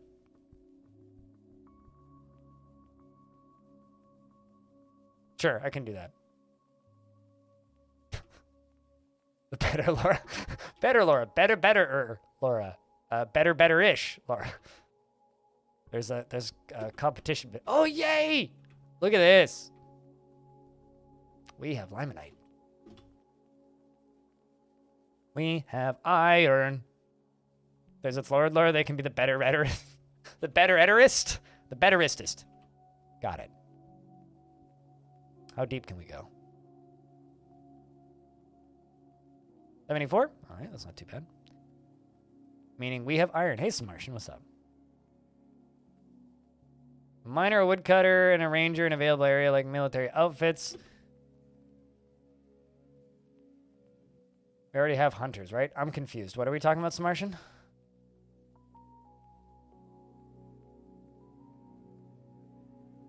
You know what? Let's just dig down.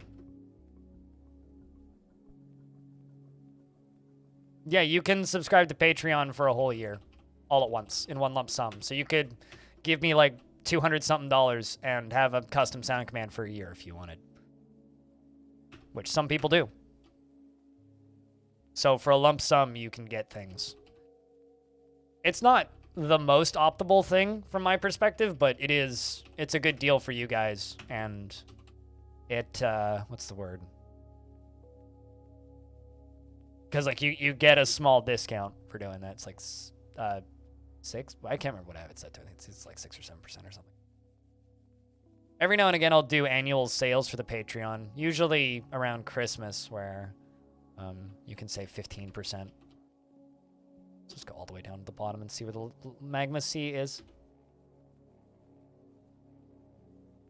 All right, I'll pick up noms. Do what you gotta do.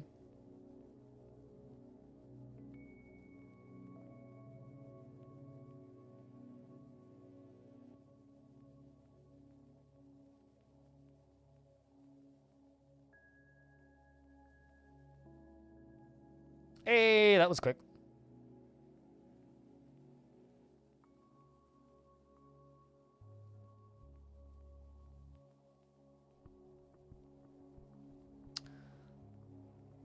You've discovered an expansive cavern deep underground.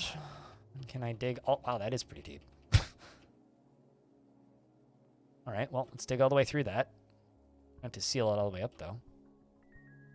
Let's see, we got red zircon, more limonite. What's that? Native silver. Ugh. Hello, Hambloco. This is a new fort. Yeah, the other one became excessively laggy. Because 5 shape is better for frames than 3x3.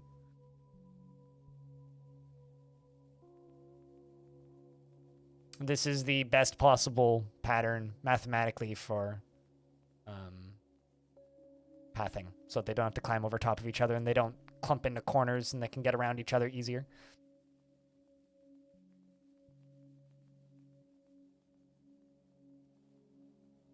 You discovered a downwards passage, not even remotely surprised. Surprise, Pikachu.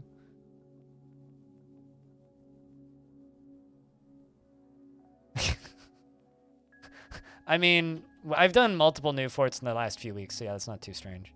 But no, Long Death is not over, if that's what you're wondering. Very far from over, in fact.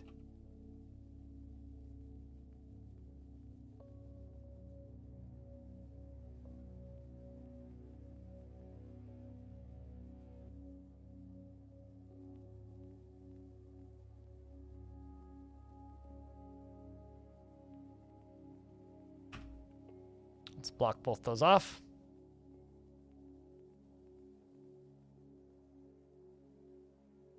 But wait, there's supposed to be lava on the surface?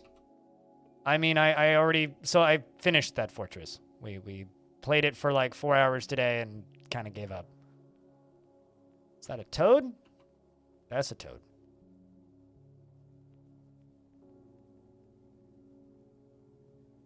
Did they get both of them? Okay.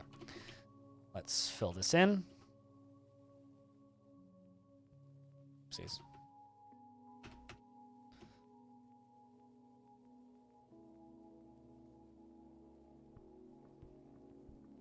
Most of that album is great songs, I would say. Also, weren't you going to bed? I'm not telling you to go to bed, Pink, but weren't you? Do I have a theme for this fortress? We're going to... Whoa. Okay, well, we found the underground ocean. Great. Well, that's actually very inconvenient. Stop. We're going to be trying to go after angels from this fort. Ooh. So, do you guys want a major spoiler for Dwarf Fort that not a lot of people know?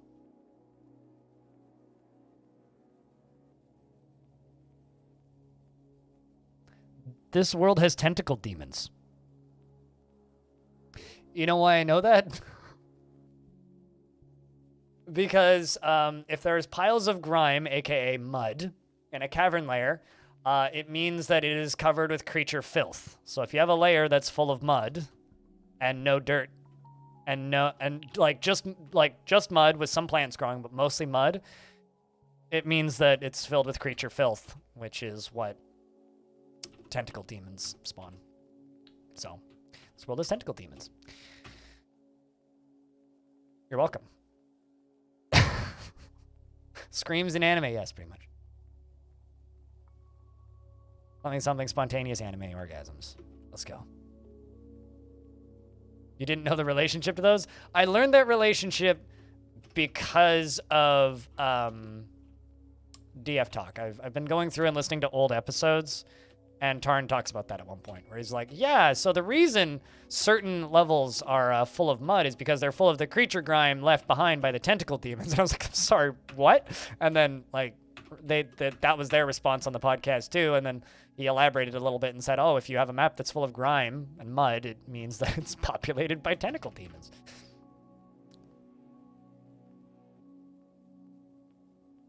Demons made out of tentacle, yes. No, it's not really an ocean. There is what looks like a cave crocodile in that tree, though. Yep.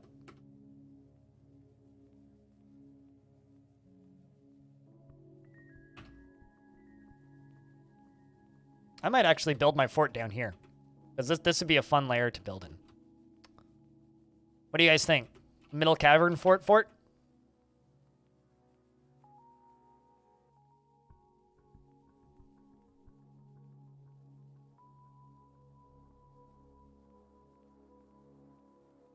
It's only weird when you make it weird. Pink. Cavern fort, please. Chat's saying cavern fort. It's a 40 cavern fort. Made in the 40s. By about 40 dwarves.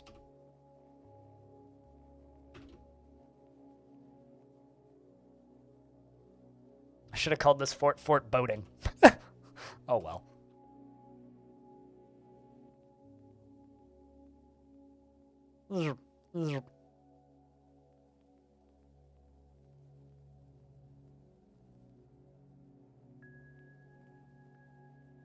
Also, thanks, Zakos, for the annual patron. Cheers.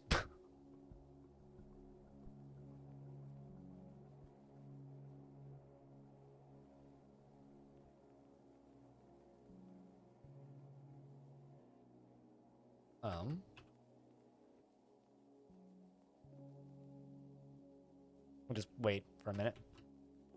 Head back down.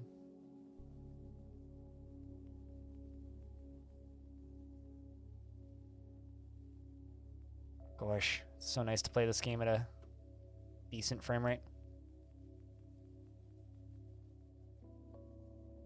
Yeah, I think we're gonna build in here. It'll be nice. It'll be fun.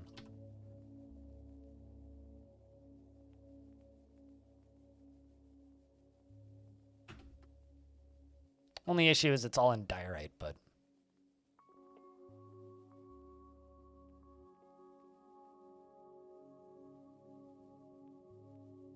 that's not necessarily a problem. Is that more laminate? Oh no, it's native gold. All right, fancy.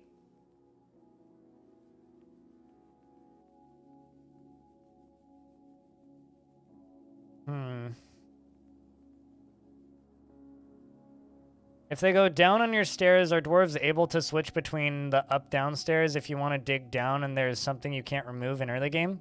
I don't understand the question. Let's actually just cancel all of this, and I'm going to swap it over 1.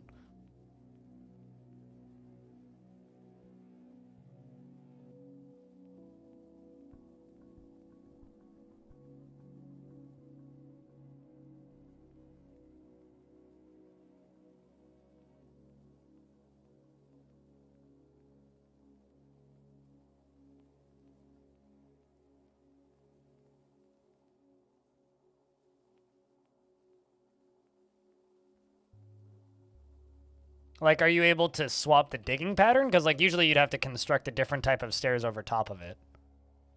But once the stair has been dug out as a certain type of stair, it has to be reconstructed as a different type of stair.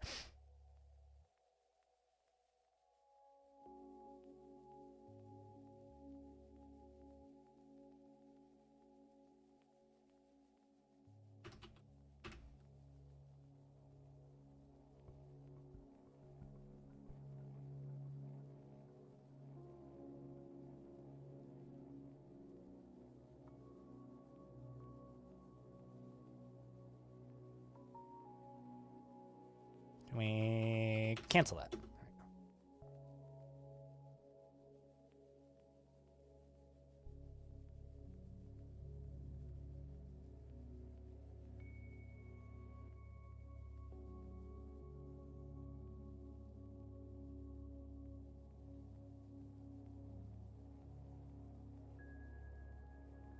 I'll go back and erase those later. This is a pretty area.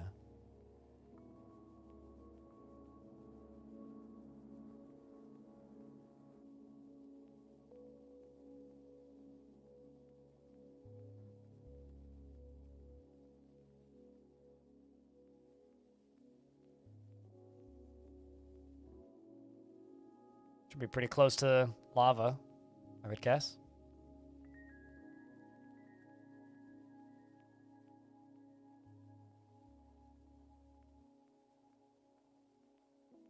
Been fishing out a dead whale. I mean, that's acquiring a whale and being able to kill it is quite impressive in DF. So, well done, I would say. Whale done. Puns. Let's do this for right now.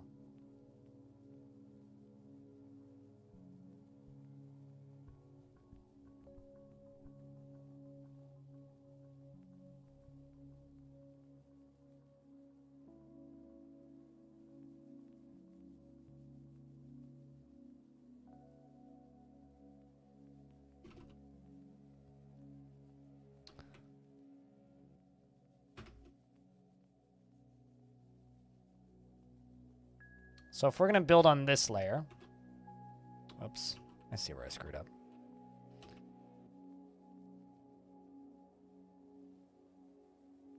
Oh, we got some migrants. Let's just let them all run in. See what we got. What is that? It's a mountain gnome. Holy shit, a mountain gnome!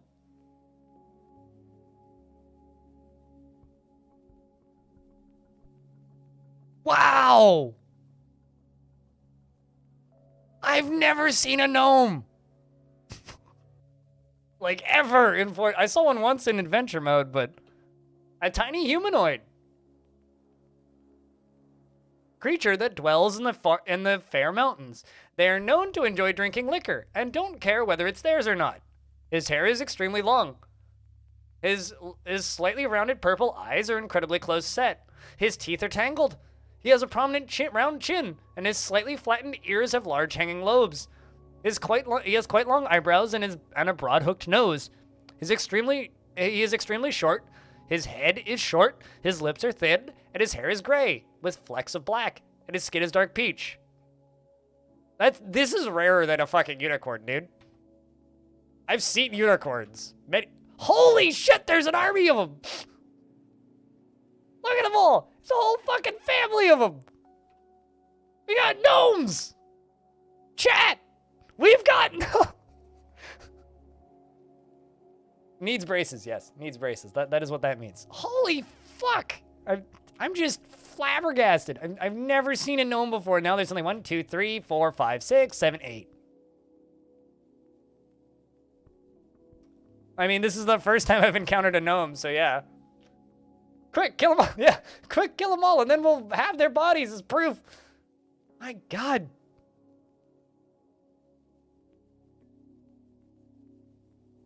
Well, I'm just gonna bask in this moment.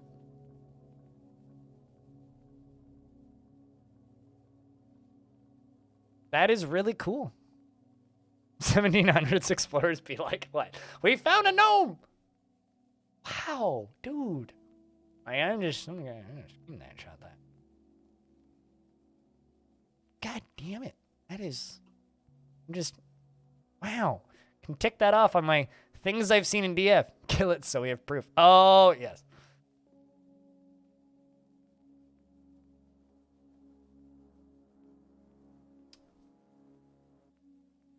Wow.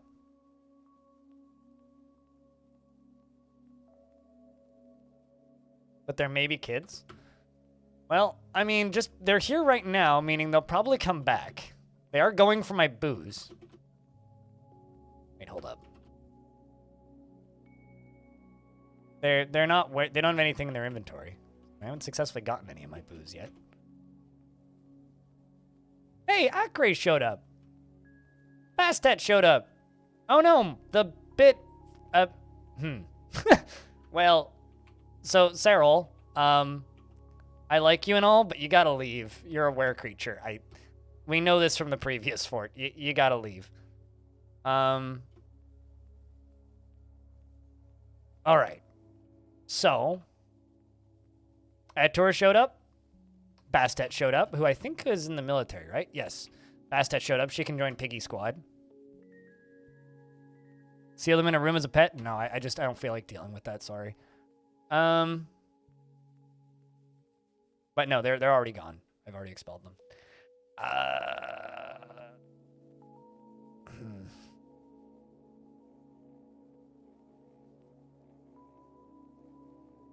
I want to know what gnome tastes like.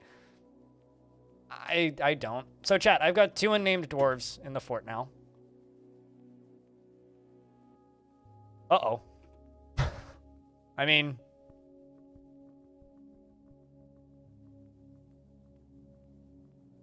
Did we already kill a gnome? So there's a dead mountain gnome there. I didn't kill it.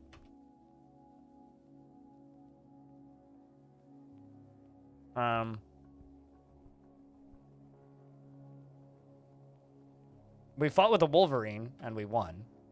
I'm not sure what killed that gnome, but there's a dead gnome there now.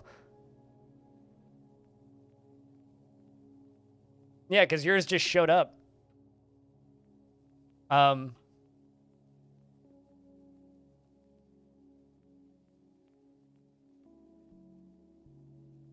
Well, let's do this. Let's do a carpenter shop and a mechanic shop real quick. And just see if, and just quickly get a, uh-oh, what's that? Cave crocodile? Oh boy. Piggy Squad, go punch the crap out of that cave crocodile. Get him! All right, cave crocodile's done. I'm gonna make a corpse pile real quick because we need it now apparently.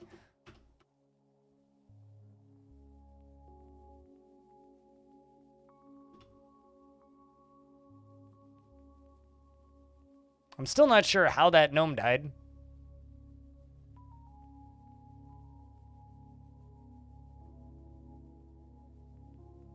You okay over there, Jack Nurk? Upper body is cut open. Well, we need to make you bed. That's not what I wanted. I want a cage.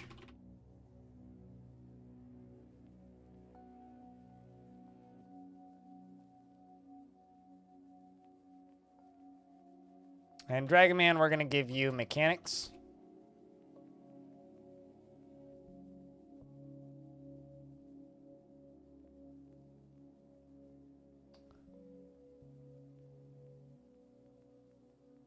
No. Apparently they were suspended. And we need to go down to that cavern layer and start digging out the caverns. Also need to do some sealing to seal all that off. So this is where we're going to live, chat. So what I need to do is I need to get a good look at this area, but we're going to start digging. This is going to be the kind of central entry zone.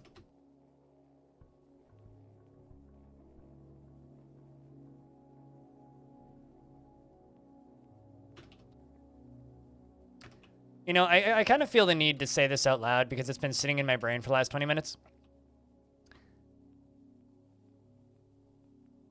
I know that some people, for various reasons, have biases against Twitch. Just remember, regardless of what you think about Twitch, and regardless of how Twitch treats people and how Twitch pays people, I have a full-time job playing video games on the internet because of Twitch. Just remember that.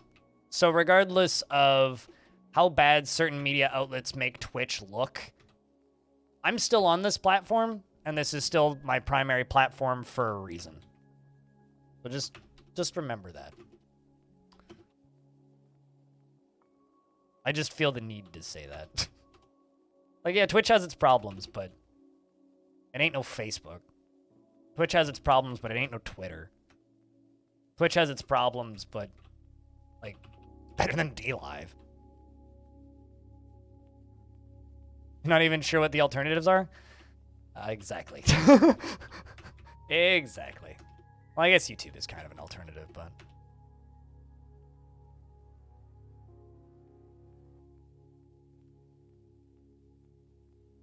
And I do not really agree with much of what Bloomberg had to say, so... That is all. Basically what I'm saying is listen to creators on the platform who don't make a ton of money. Not the big guns who could just go make bajillions of dollars anywhere, who it doesn't matter what platform they're on. You want to know whether or not you should care about a particular platform? Ask the people who are just getting by, because they will always have not more relevant opinions, but opinions that, for lack of a better term, why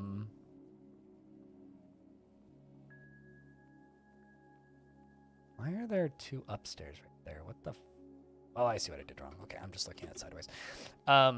Just listen to people who don't make shit tons of money on the platform, because people who make shit tons of money on the platform, if that money is disturbed even remotely, they will just freak the fuck out. And frankly, they're not the ones that matter, because they're already hyper successful and will be hyper successful on any platform. So when you hear people yelling about Twitch exoduses, it's generally not actually accurate. It's usually one or two big streamers that are like, fuck this shit, I can make more money elsewhere. Just remember that. All companies suck. And don't stop supporting streamers on Twitch just because articles come out about the platform not paying people enough. Because largely that article, that doesn't change anything, really. It really is kind of a non-story to a degree.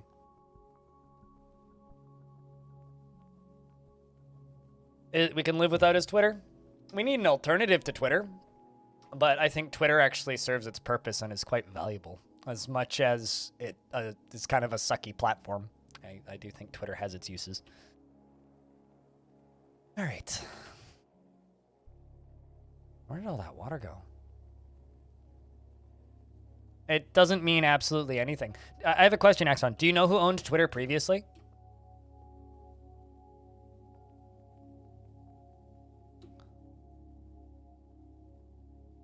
Put that cow and that water buffalo there.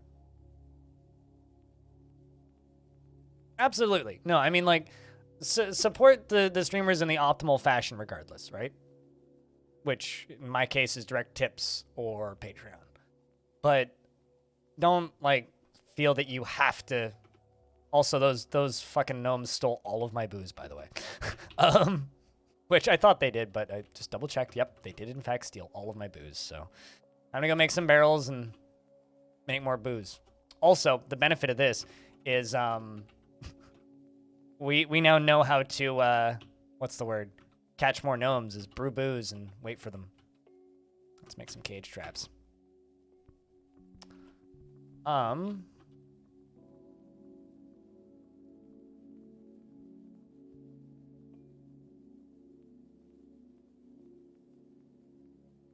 I do think that Twitter has its value. Twitter is where I get the majority of my live, quick updates on what's going on in Ukraine. Which is valuable information that otherwise I would be without. Carpenter shop. So I can make some... Well, actually, fuck barrels. Let's just make rock pots. I have to give somebody crafting. Let's give... Probably. Stone crafting.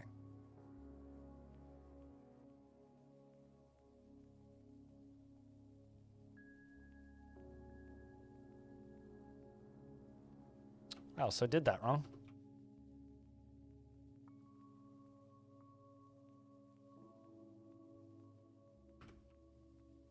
Found my channel in the weirdest way. Searched DF on YouTube, sorted by news. Saw one of my videos. Yep, that'll happen. Decided to watch DF on Twitch to see who's there and I'm the only person. Yeah, that'll also happen. This is perfectly normal, actually. Not out of the realm of odd in the slightest. Hi! Yeah, that's generally I'm the only channel that's live on Tuesday, Wednesdays, or Thursdays on Dwarf. That's generally accurate.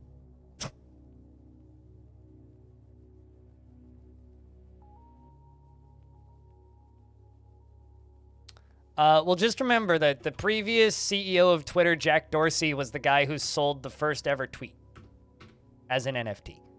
So if you want a reason to not like Jack Dorsey, there you go. Also, he sold it for, it was like $2.9 million or something. And then they resold it. The person who bought it resold it for what the initial bid that sat on it for the first chunk of change when they opened bidding on it was like $200. And I think it ended up selling for a couple $1,000, in the thousands. Why would anyone want it? Because NFTs are stupid, that's why. And people who like that maybe need help. Just throw that out. Web3 is going just great. That's why people want it. It's because Web3 is great. Let's keep mining this out. But yeah, no, that's actually a pretty standard arc for people finding my channel. Rock pot. Repeat. Now let's put a food stockpile down here. Because we got these dark gnomes or these mountain gnomes on the surface that show up to steal my booze. NFT heist was chicken soup for your soul. It's great, isn't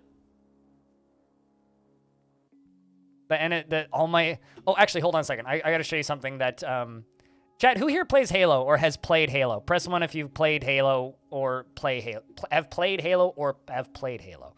That's a strange thing to say out loud. Have you played Halo? Okay, I've got something for you. Bored ape stolen. Bored ape stolen. Anyway, that's the announcer from Halo. Bored ape stolen. It's so fucking good. Like, ugh. He's on Cameo and he's just reading whatever. And someone's just like, yo, hundreds of apes just got stolen, then bored ape stolen. That's the announcer for Halo. And he's on Cameo. And so you can make him say bored ape stolen. Because somebody tweeted at him and said, you won't say bored ape stolen on Cameo, would you? And he goes, yes, I would, actually. He'll say whatever you want in that voice on Cameo, which is kind of fantastic. So shout outs to him. That's why we need Twitter, chat room, so that I can have that delivered to my recommended, like, immediately upon it happening. That's why we have Twitter, is so that I can hear bored ape stolen very quickly. My god, there's so many mountain gnomes on this map.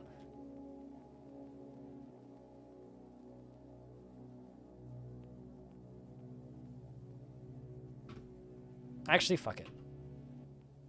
Okay, so these mountain gnomes are just like chilling here. Like this is gonna be war in a few seconds, because they're just everywhere. Look at these fucking boys. Look at these mountain gnomes. They're just running around, stealing my booze. All right, so I want to now those I want to. So Laura got upset with me for not keeping them for not keeping that were creature earlier. I'm gonna be trying to capture and tame mountain. I know you can't tame them, but they can have kids. So I'm gonna try and imprison as many mountain gnomes in a pen as possible. Maybe drop some booze in there occasionally. But let's remove seeds from this stockpile.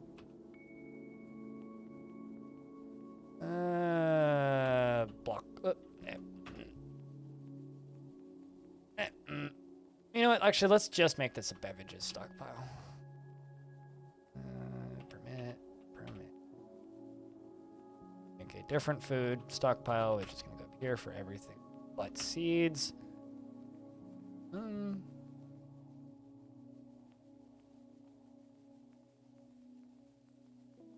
a different one for just seeds.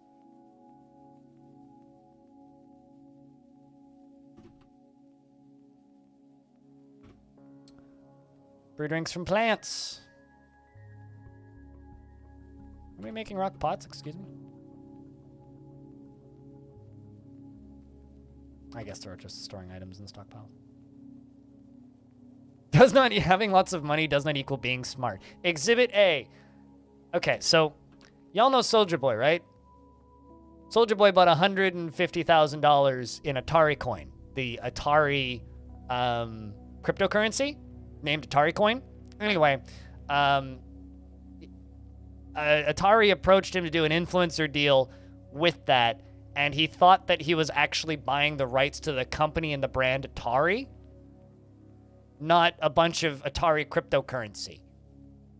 And actually went on a tirade on the internet talking about how he now owns Atari. Anyway, since then, Atari has severed all ties with the company that made Atari coin, so you can still buy Atari coin, but it's not even affiliated with Atari anymore. I'm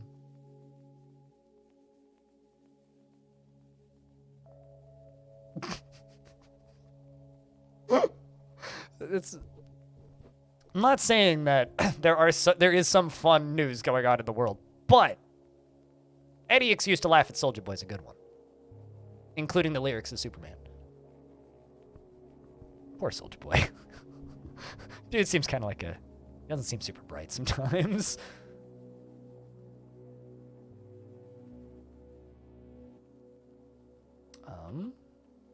Deller. Dragon Man, I'm gonna give you brewing. Let you brew our booze. We'll brew some drinks from plants. Which means these gnomes are gonna come running in here real quick, I think.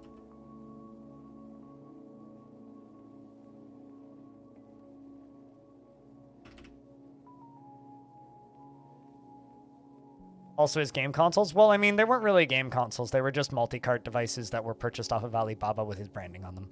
I could make a game console by that logic.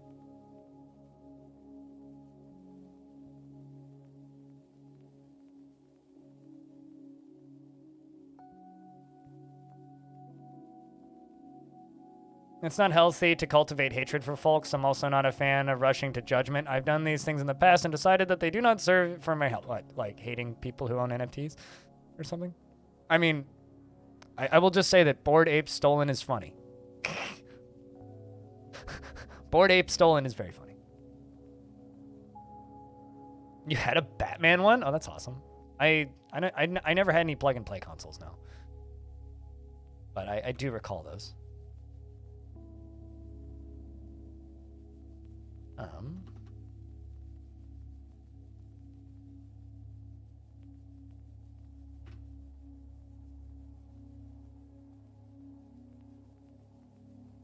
To brew more beer because those gnomes stole my alcohol. Quite literally. Fuckers ran off with it.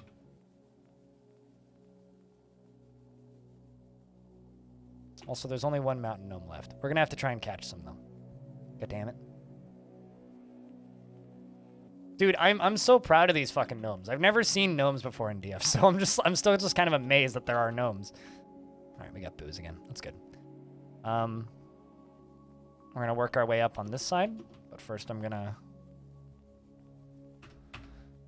do that.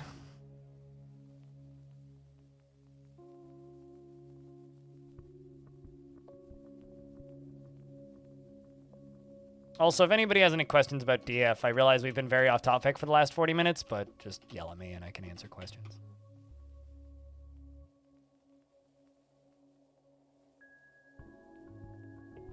I will be completely honest, I have no idea. I've also never listened to the lyrics of that song long enough to really think about them, so thank you. You've made me think about the lyrics of Superman longer than I've ever thought about them. But knowing Soulja Boy lyrics, probably. I'm sure that the, hey look, a troglodyte. I'm sure that the, what do you call it? Urban Dictionary could answer that question for you. Yeah, but like, I realize that that's the starting of the chorus, but I also will say that I've literally never thought about it. Farm gnomes for bone? Aren't they technically intelligent? I don't think you can, like, they don't hunt gnomes. Like, I don't think you can, like, do that. But I could be wrong.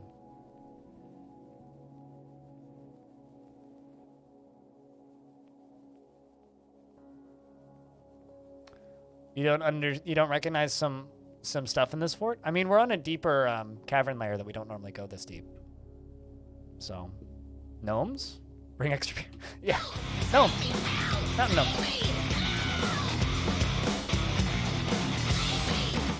Psychonatum. Chat room. The person who found my YouTube channel and then 20 minutes later found my Twitch channel. Like, I do have a little bit of coffee left. Thanks for the prime sub. Cheers.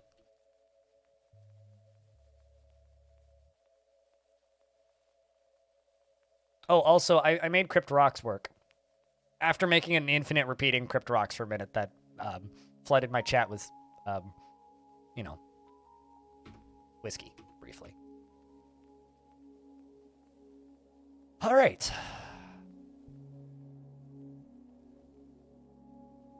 Let's make that cage trap.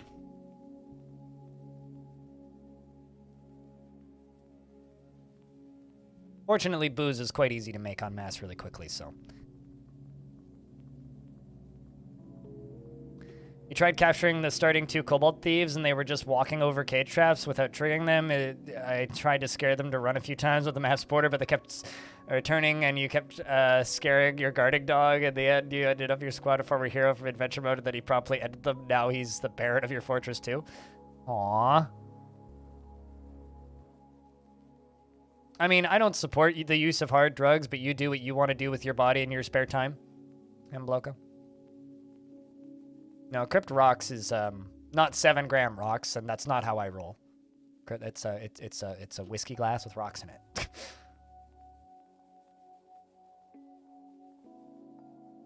Are they getting startled, scared by something? What's happening? No, they're just running between those two.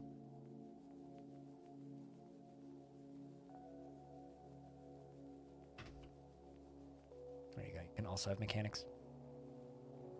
The only hard drugs I do is League of Legends. Well, someone has to, right? It's either that or Dota.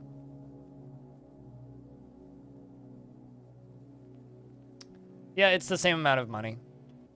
Although, depending on region, for normal subs, I get way less. Like, just as an example, if somebody from Brazil subscribes, I get about 40 cents because of exchange rates, but it is the same payout as the default thing, and I have the default split, which is 50-50 on tier 1.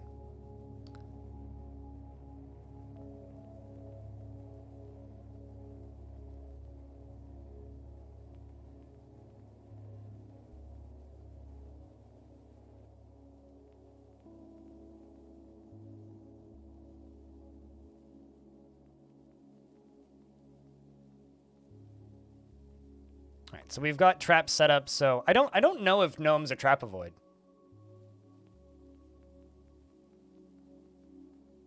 The only reason I think that Dota 2 is more toxic than League is because of the always-on voice chat, which I would turn off immediately if I ever played that game again.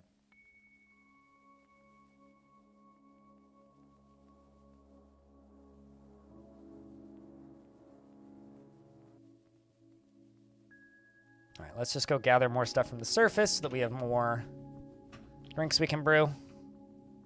I would totally just invite these gnomes into my tavern if they didn't like try to run away with all of the booze.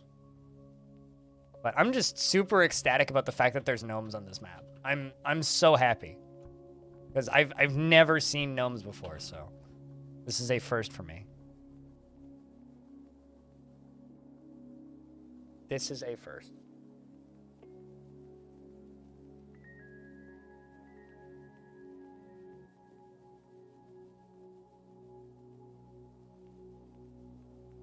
Yeah, no, it absolutely is crazy that there's mountain gnomes on this map, dude. It's wild. Nuts. Insanity.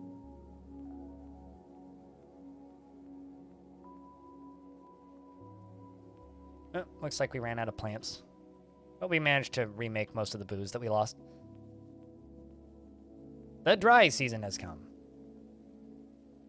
Didn't we just move into summer? So that would mean that it's fall now? We're basically on the equator, so I don't think we're going to have noticeable seasons on this map.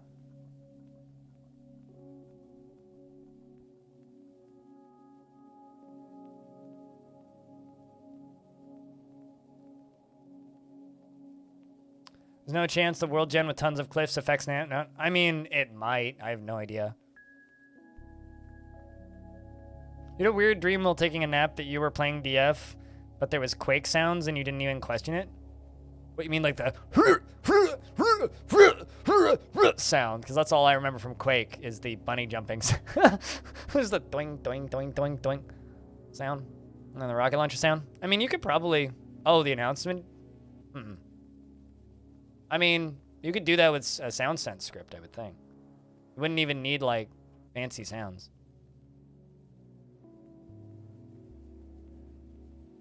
Monster! Yes, kill. Although I do think that my favorite video game announcer sound ever that I've ever heard is "Bored Ape Stolen." I know that that's not like an actual line from Halo, but in my head canon it is now.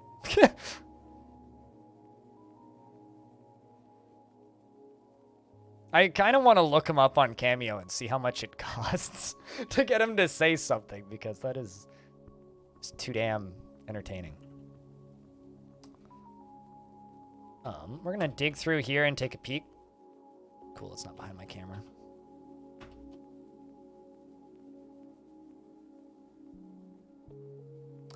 Also, I did just receive a DM from a person who may have some information that there supposedly is going to be a Dwarf Fortress news post this week, allegedly.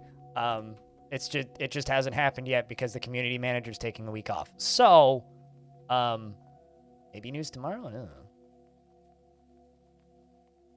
Instead of today. Been trying to install Linux on your soft-modded PS4. Do you still need to mod? You need to mod PS4s? I thought that they just had like a sandbox option where you could just like install that shit. Huh. I haven't owned a PS4 in about 4 years, so it's been a while since I thought about it. But I swear that you could just like swap them. But yeah. There's several. Bloco. But like, I'd swear that like, at least when the PS4 launched, they had some sort of like, maybe they like phased that out of existence. Oh. That's pretty. We can do bedrooms down here on this layer. Through here. Those are cool looking. Man. All right, well, let's fill this in.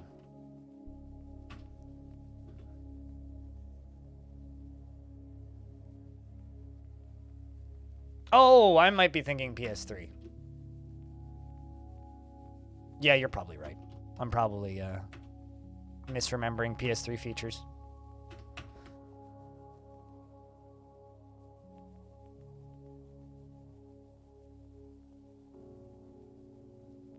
So, you gonna try and make Dwarf Fortress run on a PS4? Of course, that's where my brain goes immediately. But taken away a year after because security concerns? Duh. Yeah, that's definitely what I'm thinking of. Let's make 2 armor stands. And then blocks on repeat. Oh, your English is fine, Samartian. Most I ever got was some animal people as the rangers went crazy to hunt them down. And you read that these animal people are screaming, help me, and I had to disable hunting on them. And they went to a bunch of kills. Well, see, here's the thing, right?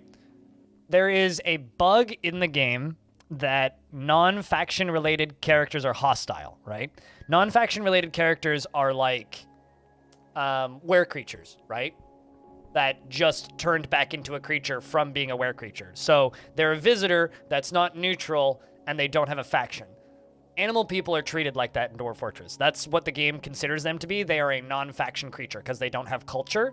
If they had culture, then dwarves would treat them as a creature and not a non-faction creature. So they automatically attack them when they see them because they are not considered to be a creature connected to a faction, unless they're associated with a faction and part of a musical group or an adventurer. So if they just wander onto the side of the map, they don't have a faction. And because they don't have a faction, then they don't have culture. And because they don't have a culture, the dwarves don't know how to associate them, so they just attack them. And it's a unfortunate behavior that the dwarves have had as long as animal people have existed in DF. And hopefully one day that'll get fixed.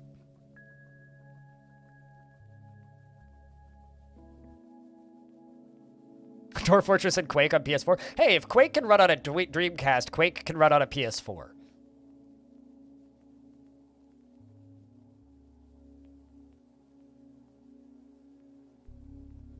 I mean, I don't understand why any normal person would have nostalgia for Borderlands, period.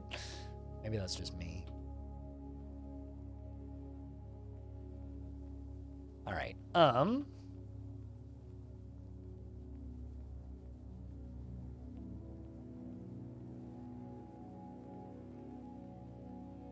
Trying to see what I can start working. So I want to do something on the surface for this map. I'm kind of actually thinking about doing something similar-ish to what I did in the last one. I do have an idea. Besides The Last of Us and Demon Souls, God of War. All of them, basically. There was tons of exclusives on the PS4, tons. There was Twisted Metal games on that. There was whatever that high-speed gravity racer was. Yeah, there was tons of exclusive games on the PS4.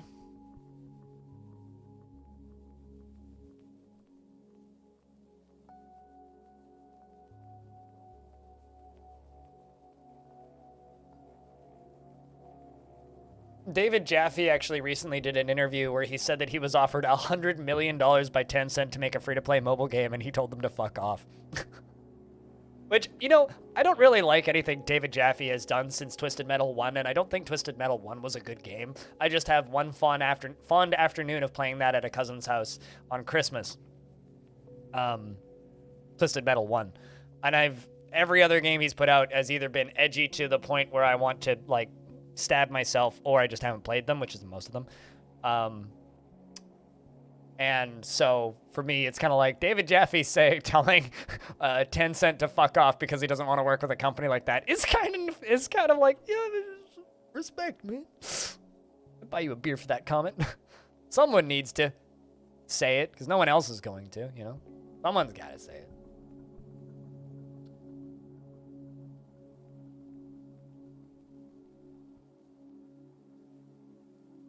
Wasn't there a mech fighter?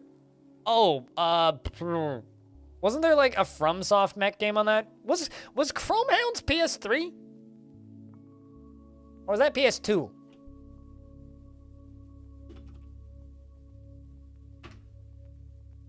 What was that on?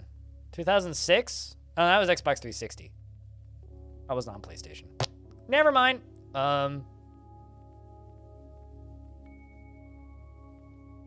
I don't know. I never owned any of those. There was definitely a FromSoft mech game on there, though. Was there a front mission on there? I think there might have been. Oh! Metal Gear! PS3 exclusives. Fucking Armored Core, that's what I was thinking of. Metal Gear. Metal Gear was on PS3. Silent Hill was on PS3. Everybody's like, oh, right, Metal Gear Solid. French is one of those franchises that you never got to play. Yeah, you and me both. Although I love watching excessive profanity play through that once a year. Billionaire, what was an exclusive game on the PS3? We're all trying to remember. Also, Billionaire, you've played Halo, right? You played Halo with us, correct? I got something to show you. Sorry, this is just too good. Ape stolen. Bored ape stolen. Anyway, that's probably becoming my favorite tweet of the year. If there's an annual Twitter awards, I would like to just give it to that. Because that's the announcer from Halo saying Bored Ape stolen. Anyway. Make it a sound clip? I think I'd have to ask because the rights for his cameo is pretty clear that you can share it on social media and show it to people, but I don't know if I'd be allowed to do that. I might have to like get him to do it separately. Also, dwarves are here to trade, and I don't have a trading depot set up yet. I also don't have anything to trade, but let's just make them a diorite trading depot. Quick.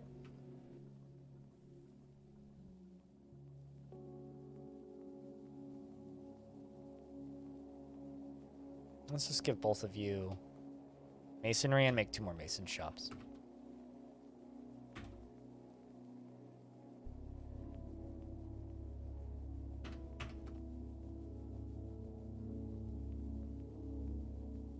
To protect them from the elements out of courtesy.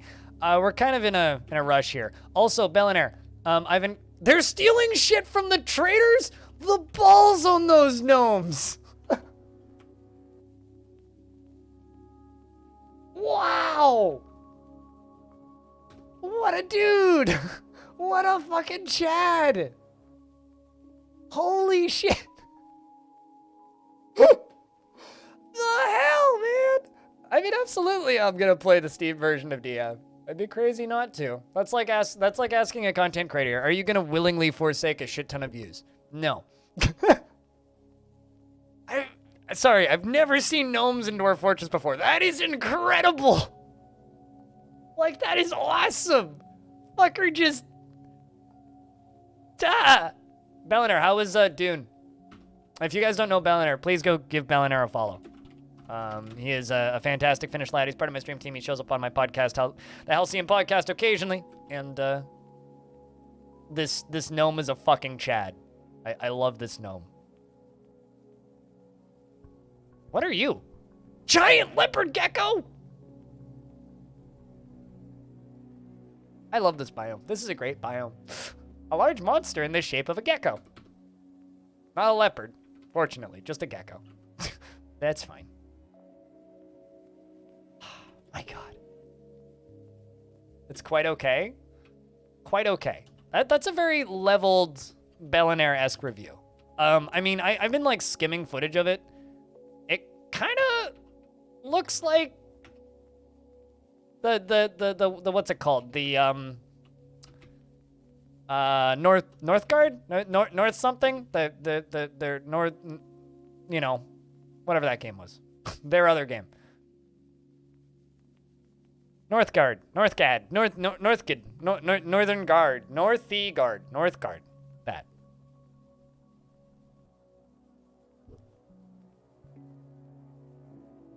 This fort's been gnomed, yes.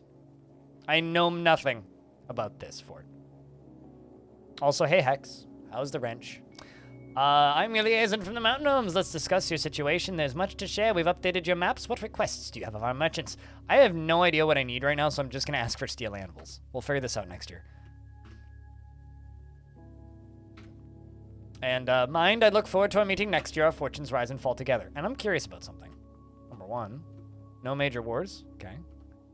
Question number 2. What is the population of Union Theater? 100. All right. Still, it's not, ain't got shit on Hotbeards and nothing compared to Mothfall, but I'm pretty good, I'd say. Incoming Leopard Gecko, and then the dwarves scatter. Right?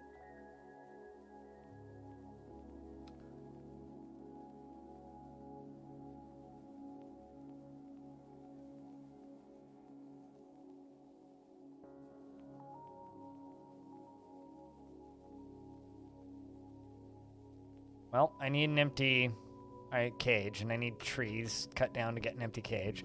But there's, like, no trees on this map, so we gotta go here and chop down some trees.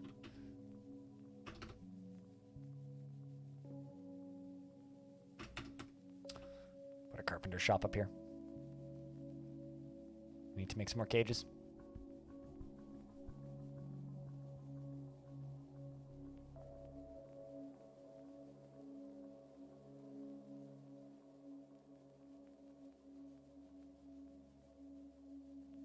Make a throne. And do it now. One could say that the gnomes are fighting for a very noble cause.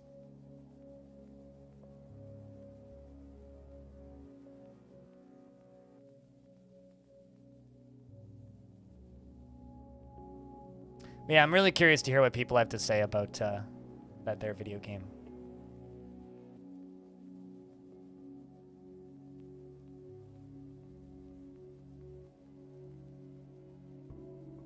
Very rare that I get friend invites on Discord that I actually accept, but I actually just accepted a Discord invite. Some more migrants have arrived. Ooh, Anander, welcome to the fort. Competent Axe Dwarf, legendary shield user. Well, you can join my military. It's really nice when all of your military from the previous fort just shows up. Although I don't blame them all for fucking off from the first fort, because the first fort was just, you know, full of, how do I word this?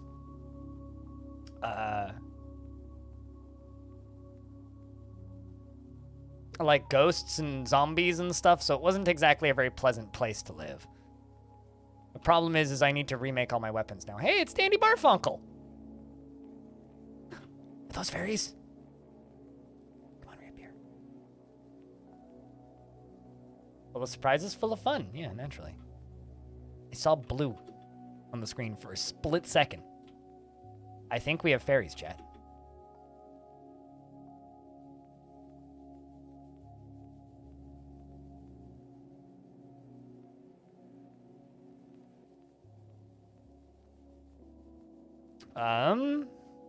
First off, let's make 2 wheelbarrows. And then we're going to make menacing wooden spikes on repeat for a little bit.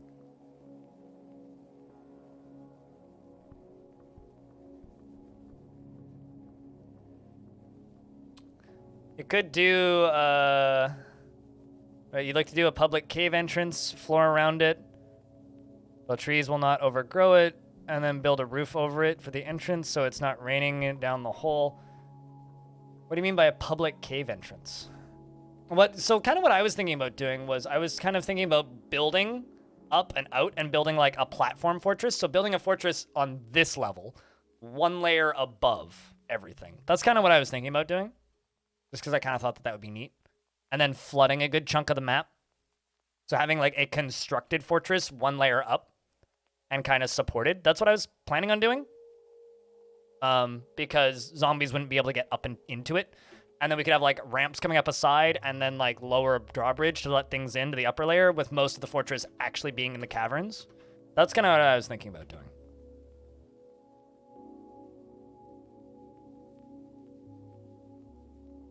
So adventurers do not disturb your dwarves.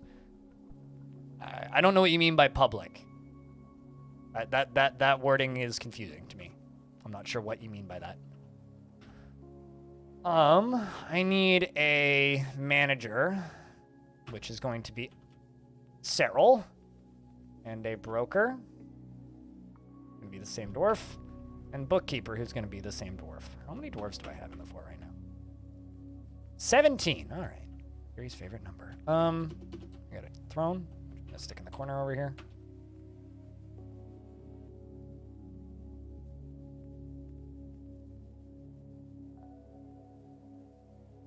Call dibs on the name for the next militia captain. Well, I'm currently power making a squad, so. And my only militia captain is already named. But if you want to be in the militia, I could give you a name. Fortunately, though, we do have iron in this fort. Actually, hold on. How far down have I gone? Oh, sweet. Hold up. Just gonna do something real quick.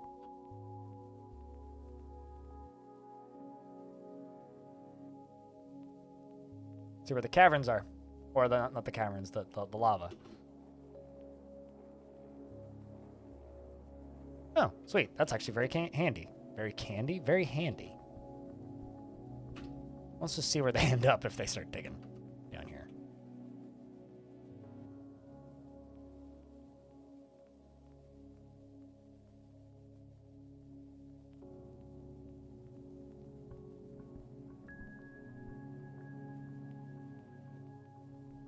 Probably should have done that on a higher percent chance, but, you know, it's fine.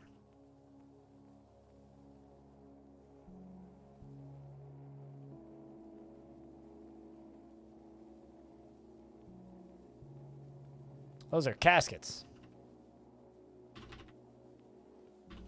I don't feel like winning the casket lottery. Anybody here listen to the casket lottery? They're entertaining. Good band. That is not going to be a dining room. That's going to be a throne room or study, which is going to be assigned to Cyril.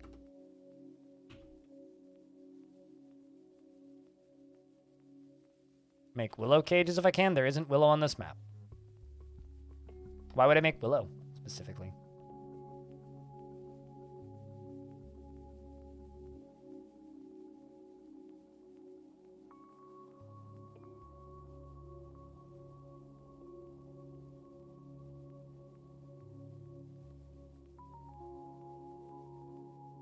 Neat.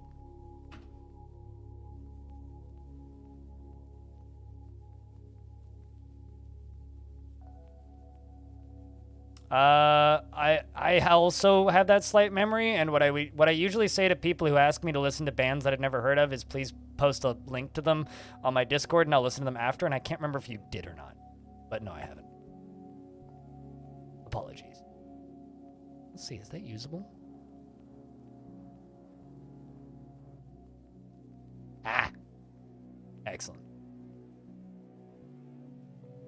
Unless it's technically empty.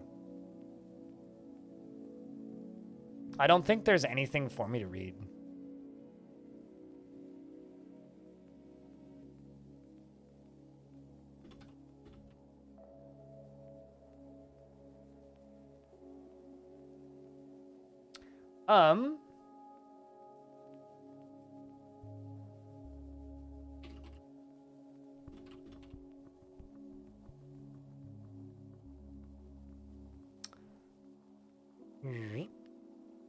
Let's find the thingy. Oh no, there's stuff for me to read. All right.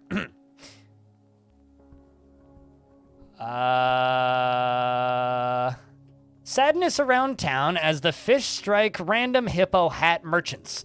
MMOs are trash. No! Yes. Cats are fucking over birds for memory and fame and honor. That got brutal for a second there. did.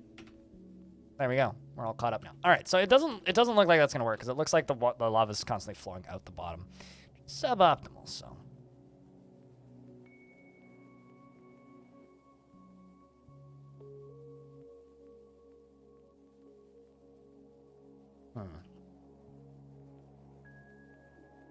I'm just curious. Oh, I see. I literally can't dig deeper than that. Well, let's just keep digging until we hit lava.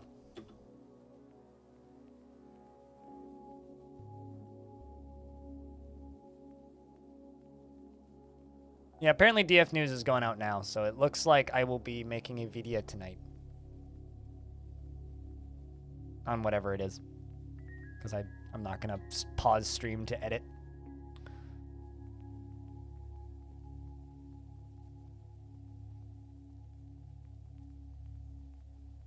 But yes, if you want me to listen to specific musics and things, you gotta post it on the Discord.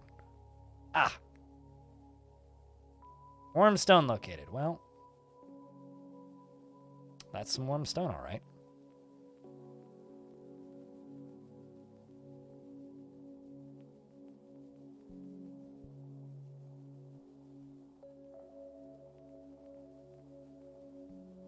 Let's just do this. Good luck, Pig Finnet. Excellent. That's what I wanted. All right, so I think we're below. Also, raw adamantine. Miners be praised. More raw adamantine, but more miners be praised. Pig Finnet, are you bursting into flames? You may be. Ah! Yep. I'm sorry. Oops.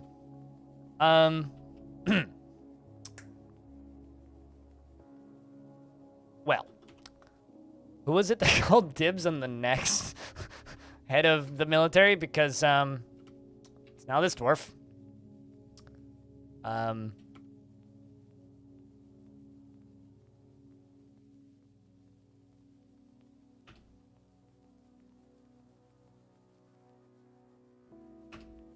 Sorry about that. What's your name? Mestos? Mesthos. Is now, who was it the one?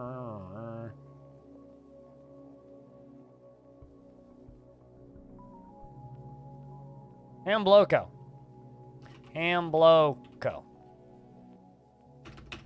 Hambloko. She is euphoric due to inebriation and annoyed after hearing that the other guy drowned in lava. And is satisfied at work, and satisfied remembering learning about armor. Wants to drink with a goblet, cup, or mug, wants to practice a craft, and dreams of raising a family, and this dream was realized. You are married to Space Pirate, by the way, who's our carpenter, and you've killed 2 zombie falcons in Union Theater, 1 zombie goblin, 1 zombie eagle, 1 zombie elf, 1 zombie peregrine, 1 zombie wombat, and 1 zombie wolf. It's a pretty impressive set of skills. She has a very high-pitched voice, and her lips are very thick, and her heliotrope eyes have very large irises, and she has a prominent chin. Her head is extraordinarily broad, and her ears are tall. Her dark peach skin is wrinkled, and her short hair is neatly combed. Her hair is black with some gray, and she is unbelievably strong, basically unbreakable, extremely agile, and very slow to tire. Can you have a crafts dwarf? Do I even have a crafts dwarf? You're gonna have to wait on the crafts dwarf, because currently I don't have any crafts dwarfs, but they will show up. Paper cuts hurt you. She believes that little is better in life than a good party, and sees that family is one of the most important things in life, and views tranquility as one of the highest ideals, and believes that peace is always preferable to war. Views competition as a crucial driving force in the world and disregards tradition. She can be very happy and enthusiastic and deliberate, and tends to act without deliberation. She has calm demeanor and generally acts impartially, is rarely moved to mercy, and tends to avoid crowds. Has little interest in joking around and isn't given to flights of fancy. Tends to form only tenuous emotional bonds with others and doesn't have a great aesthetic sensitivity. She is conflicted by this as she values artwork and its creation, and she is currently more rude. She exhales slowly and deliberately when she starts getting bored and needs alcohol to get through the working day. Doesn't mind being outdoors, at least for a time.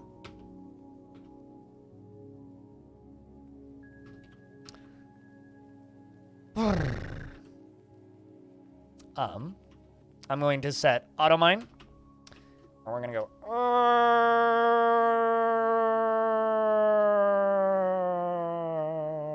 all the way down to there. And then we are going to go down here. And I'm going to go one layer above this and dig all this out. This is the layer that we're going to build our... Oh, duh. This is the layer that we're going to build our reservoir on. Would you look at that? That's all that adamantine over there.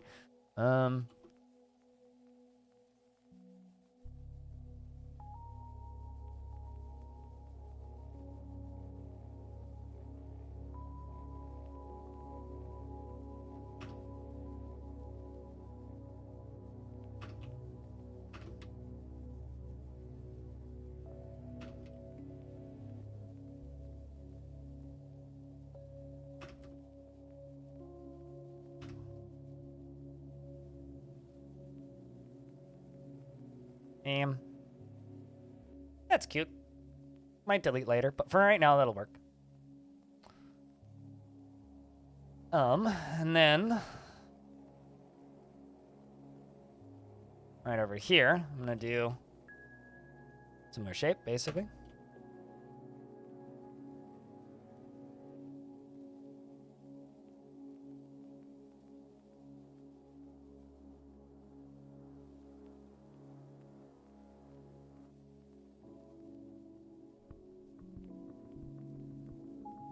Will I not do magma workshops and furnaces in your fortress caves? What kind of question is that? No, we're gonna use magma forges. I'm not gonna pump lava up, not a second time. Did that already once. I don't need to do that a second time.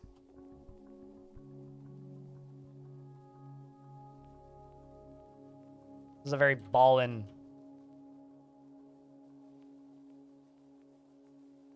lava reservoir.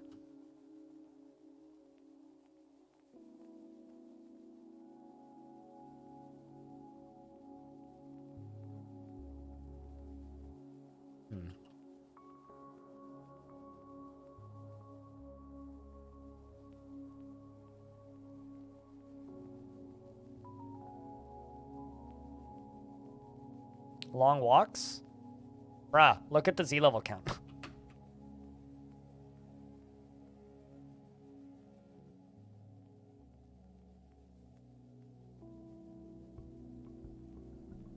This map is very shallow.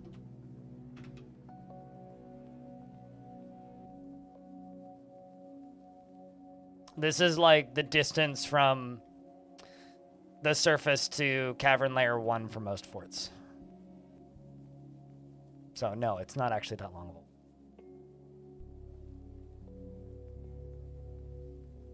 This is actually a very short walk, I would say.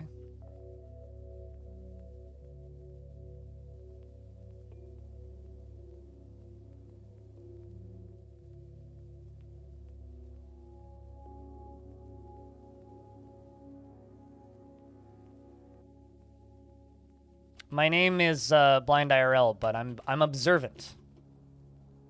What determines map depth? Depth. Map depth is determined by the amount of rain and erosion in the world. This world has very high amounts of rain and very high amounts of erosion. And because there's very high amounts of rain and high amounts of erosion, this map is very shallow because it all eroded away during World Gen. Somebody will mod in elevators. I mean, we kind of already, well, I mean, we already have drop. You can already make drop chutes, so elevators are already pretty, like, pretty much in the game, really, to mod in anything.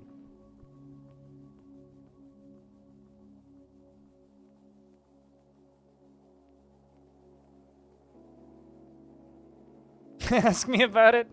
Alrighty. Till next time, Spinal Sauce. I look forward to the day that we meet again.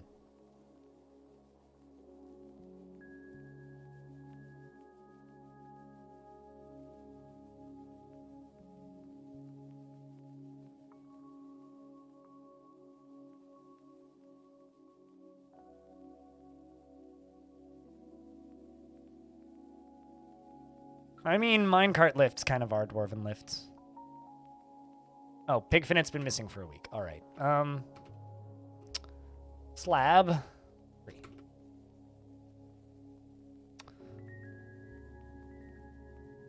I love that there's still just mountain gnomes hanging out. That makes me so happy. I can't even begin to describe to you guys how happy that makes me. Also, we're going to have a dapper as fuck fort because there's, like, gold everywhere down here. Like, this is all just the cavern layers, right? But there's gold this is the, forge layers. But there's, like, gold everywhere down here, right? Which means, you bet your asses, we're going to have some nice as hell furniture in this fort. Gold statues in every bedroom. Maybe not every bedroom, but a lot of bedrooms, yes. We're going to put, ore storage up here. Set them up with wheelbarrows and all that good stuff. Except don't do that. That would be spicy. We don't need we don't need spicy rock coming in. Get rid of the spicy.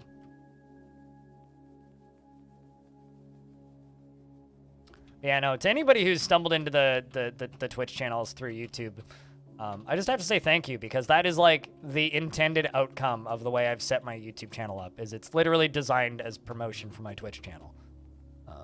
Because I'm a streamer first and foremost, and probably will always be. This is the kind of stuff I like to make, the kind of shows I like to put on, the kind of streams I like to do, and I like to do it about weird games that not a lot of people play, so. Although maybe this one will become less weird in the future. That'd be nice. That's where we're going to put all of our metals. This is where we're going to forge all of our metals, and this is where our reservoir is going to be. So, pretty good.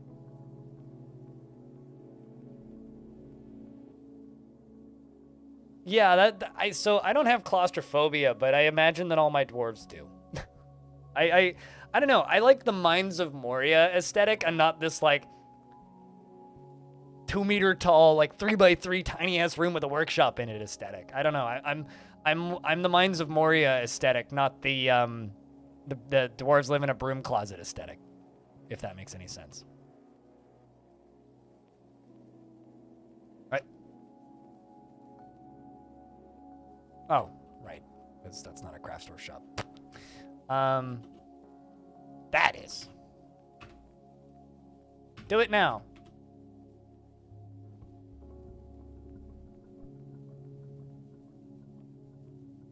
I don't actually know if that's true or not. That's more of a me headcanon theory information, but some people say it isn't.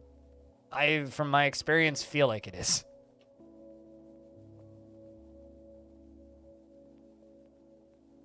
We are definitely going to have a lot of metal gold furniture and gold goblets.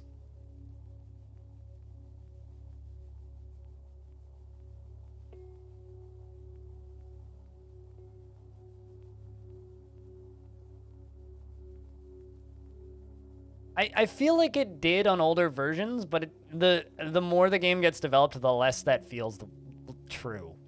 Like, 2016 DF, I would be very quick to agree with you. Currently, I don't know. And Tarn has been optimizing pathing and stuff. So, I don't know. It is hard to say.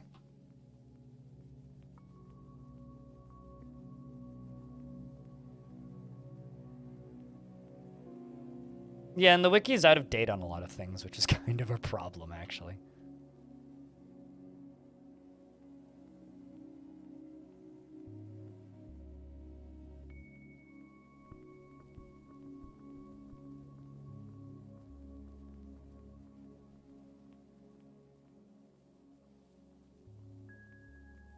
I keep refreshing my email, because apparently we're supposed to, be getting a newsletter soonish.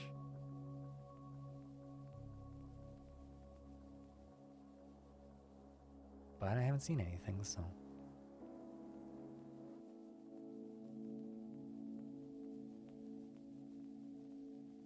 Which means something you guys might get today that I don't normally do is a live reaction to DF news.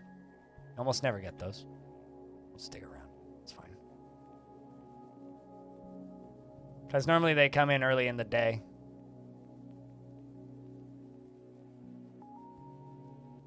And so it's usually right when I'm starting to stream. And not like in the last 5 hours of my stream right now. Just means I'll finish the stream tonight and put up a video. And go to bed.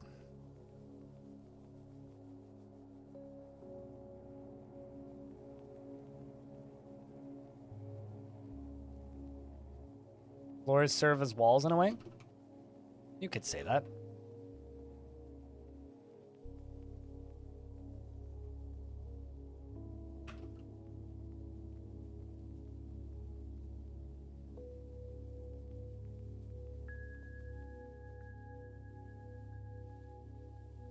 I can begin my building up.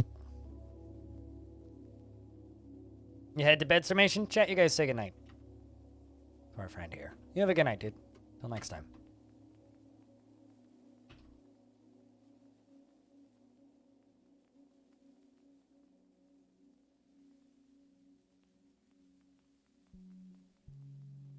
More Warmstone was located.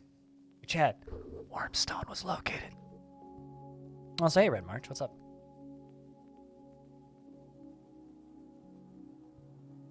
So since that dwarf died down here,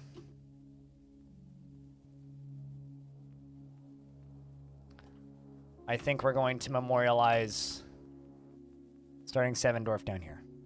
What? Don't? I mean, I said hi, Red March.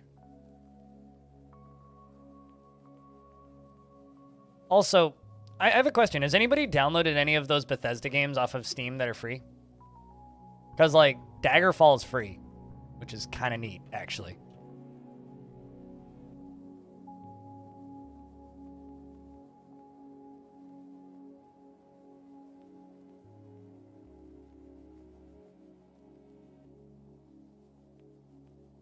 Daggerfall Unity? It's kind of neat. I didn't know that existed. I'm not surprised that it exists, but kind of neat.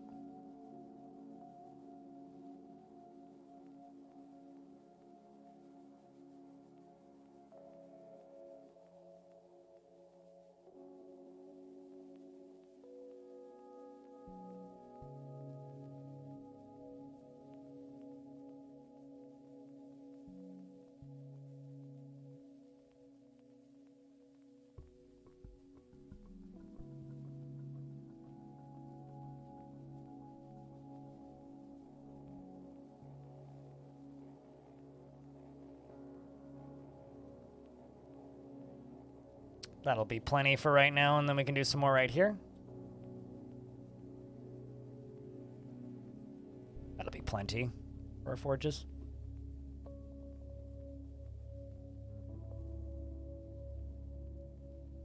Still an interesting piece of history. I'm really happy that those games are all just free on Steam now. Like, that's actually really, really, really, really, really, really cool. Like, it's kind of awesome that they did that. Like, I'm not a big Bethesda guy at all, but I am, just from a games preservation standpoint, absolutely ecstatic that Daggerfall is free on Steam now. Same with Redguard and all the. I'm super happy that they did that. It's a big win for games just in general.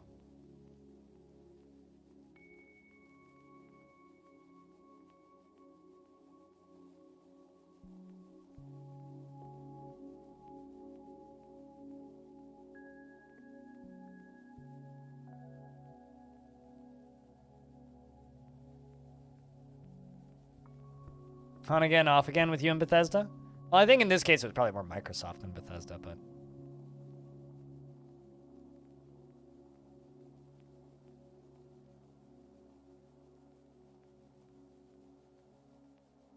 I very rarely have much faith in people who made X game making a spiritual successor with different name. I think that is like the type of nostalgia bait that almost never succeeds in my experience. I wish them all the best, though.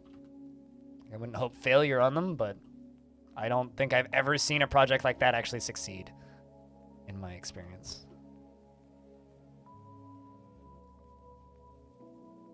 How do you look at these free games? Go to the Steam most recent games added to store page. They're literally like, just go to Steam and scroll down.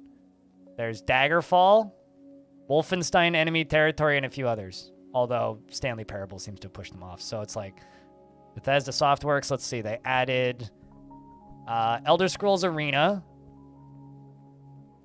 Elder Scrolls 2 Daggerfall, and Elder Scrolls Redguard, and Elder Scrolls Battlespire, which I've never even heard of. And although those two are Redguard and Battlespire cost money. What the fuck is this? Is this a console one? Never heard of this one. But what is that? Never heard of this one before. So anyway, yeah, there's a bunch of free Elder Scrolls games. So, you know. An Elder Scrolls legend. All right.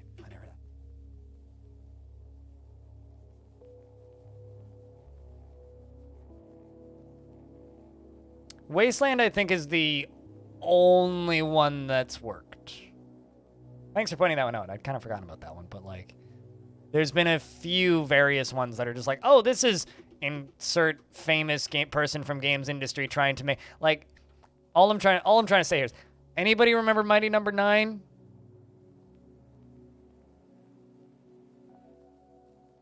Yes, no, maybe.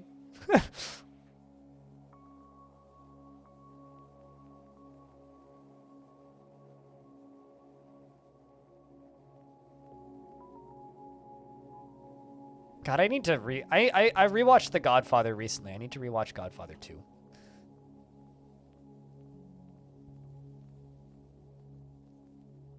That was the Mega Man kinda. That's a stretch.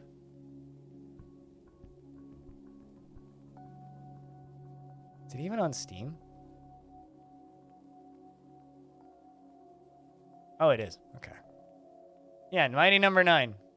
57% positive reviews, this thing. The Mega Man, kinda. Yeah, that.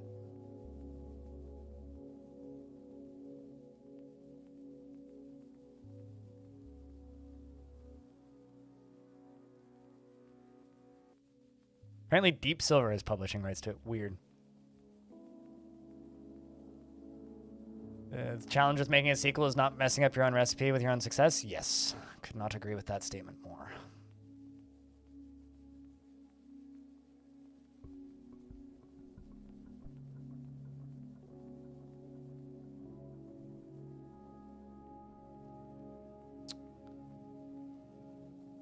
I'm going to make a stone stockpile right here. But it's just going to be for metal ores. I'm going to put 3 wheelbarrows on it.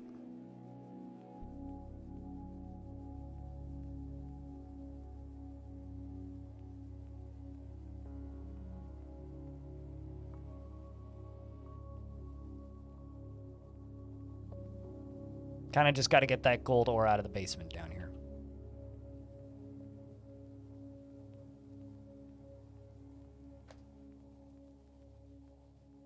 Oh God, how did I? Okay. I accidentally turned on the GeForce Experience overlay, and it took me a second to figure out how to turn it off. It's fine, we got it. There was a glitch with Mighty Number 9 that bricked the Wii U console. Yeah, I remember that, yeah. I do remember the bricking of Wii U's. Hey! Steam news. Oh. Are those animal people? Holy fuck, we got animal people, chat. I'm not making a video right now. I'll do that after stream, but like, hold up. Look at this! Frogman! Frogman! Birdman! Owl person! Look at that! Stays adorable! That's fantastic! I like the crabman. Big fan of the crabman. That is awesome. Well, alright, you got my initial reactions. Sweet. Maybe I should make a video now? Do you really want me to make a video right now?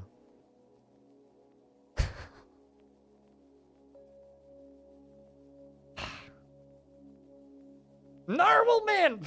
I like the narwhal man. Although I think Crabman's my quick favorite. Is that a toad or a frog?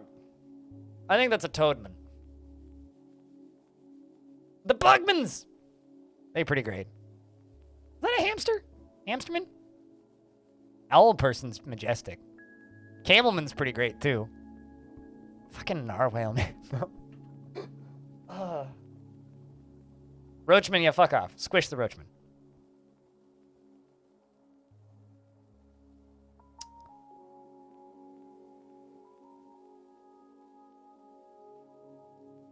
Apparently this is a new artist too.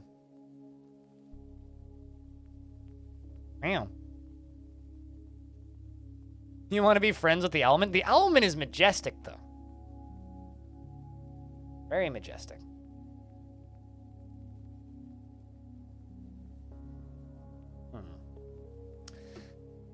I don't know, chat. Do you want me to take a 10-minute break, play half a record for you guys, and go record a video? Because I can do that. I can do that.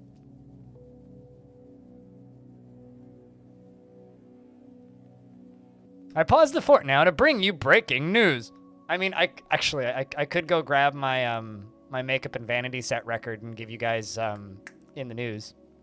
You know what? Fuck it. That's like too perfect. All right, so I'm gonna put a mark in the VOD here. I'm gonna go record a news video, which means I'm gonna go AFK for, I don't know, 10 minutes to record some stuff. So you're not gonna hear me for a little bit. You might hear like snippets of recordings. I don't think I can cut that out. You have to go and get some sleep soon though. Well, I mean, it's not gonna change the number of views it gets, Axon. But the video will be up sooner. Well, probably not a bad idea. Anyway, which means you guys get to listen to some music briefly.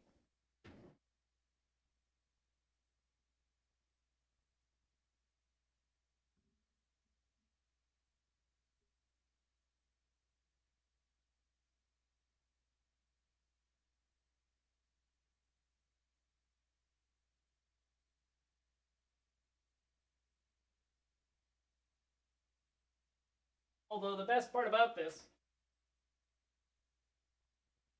is I literally have the perfect record to put on. Let's just give me a sec.